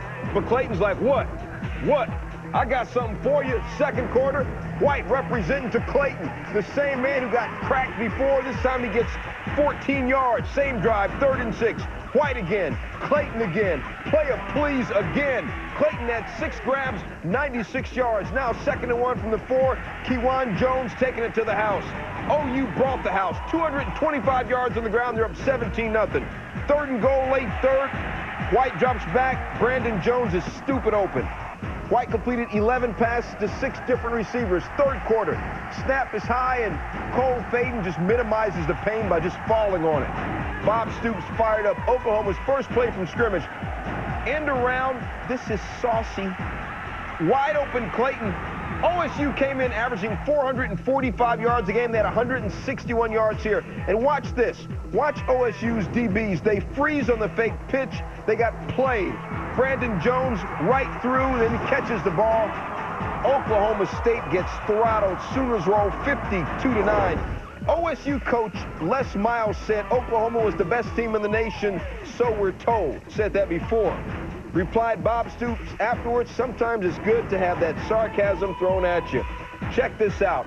5 50-point games this year. That ties Oklahoma's single-game record from 1997 when they had 5. In fact, that year, they played an undefeated Miami team for the national championship. They could have played an undefeated Miami team this year, but that won't happen because the Canes got throttled. Our college guys talking about the Canes' loss and Oklahoma's win. Guys? All right, Stuart, you know this certainly reshapes the national championship race. All of those one-loss teams just sitting there waiting for somebody to stumble, and the Hurricanes did because they simply couldn't take care of the football against an opportunistic Hokie defense. Well, the best offense on the football field The Virginia Tech defense. They scored 21 points than any of the other ones, right? But you looked at Miami, they looked unprepared in this game. I didn't like the game plan, particularly right off the bat. They started running the ball every first down with Jarrett Payton. Second down, they were trying to throw it to Kellen Winslow. I did not like this game plan. I thought they would come back at halftime and regroup and change it. They didn't. They came out and did the same thing in the second half, and they got taken advantage of each and every time. They needed big plays out of their offense. They didn't get them, Trev, because this defense right there. D'Angelo Hall during the week, guys, talked that they didn't have the great playmakers, needed to take advantage, and the Hokies did. And this was what it was all about, getting pressure on Brock Berlin. If you can stop the run, pressure, what does that lead to? Interceptions. Great interception, great return. That was the story for Virginia Tech. They had 0 passing yards through 3 quarters, Reese. They only completed a couple of passes on the night. Miami would have been better off not attempting any passes if that's the best you can get done. No pass protection by the offensive line, and that was the key. Brock Berlin was running for his life the entire game. Brock Berlin went down, eventually got benched. Derek Krutoff came in. Larry Coker lost a regular season game for the first time. We'll talk more about the other games of the day. Let's go out now and hear Larry Coker in his post-game press conference. We win as a football team. We lose as a football team. We talked about being men, and again, we've got to be men. And after tomorrow, the only thing we can think about is Tennessee. Questions? Why did you struggle so much offensively? Well, I think a lot of it's because of their football team. They're awfully good. They're a good team, and that would cause a lot of teams to struggle. I think we got beat some in our protections. I think we made some poor decisions at quarterback, and but I think also we made some plays. And again, I don't think. We ran the ball like the times we've run the ball pretty well that we've won these football games, and we didn't run the ball that well today, and obviously we came up short. I think so. We would like to think it would be a different game. It's, we felt like it would be there. It was a good call, and it was just a drop. And those are things that in a game like this that you can't have and win. Well, I think that was huge. Obviously, it seems like we came up 4th and inches several times throughout the day, and again the fourth down where we did make it was a huge play for us. I beg your pardon. Yeah, our field position was terrible. They did a great job. Their punter punted the ball out of bounds right at the out of bounds line, and our punter I know shanked 2. And that was a big difference in the game, and those are things you can't do and win. Saw a few seconds ago all of the streaks that came to an end, the 27-game Big East winning streak, and Larry Coker hit your thoughts precisely. They couldn't run the ball. I guess that's why he's the coach. But he said it exactly right there. You already heard it. But I think that was the whole key to the whole story of the game going into this game was Bud Foster, the defensive coordinator of Virginia Tech, had to find a way of stopping Miami's run game. And the reality is, all through this season, Larry Coker said it, nobody really had shut down the run. Jarrett Payton had always gotten the yards he needed. This was the first time. This defense, even after as bad as they played against West Virginia, shut down the run of Miami, got them in predictable passing situations, and then came with the pressure. That's why Virginia Tech won the game. So Miami does not survive Survival Saturday, but the Sooners do. They didn't just survive, they stampeded all over the Cowboys.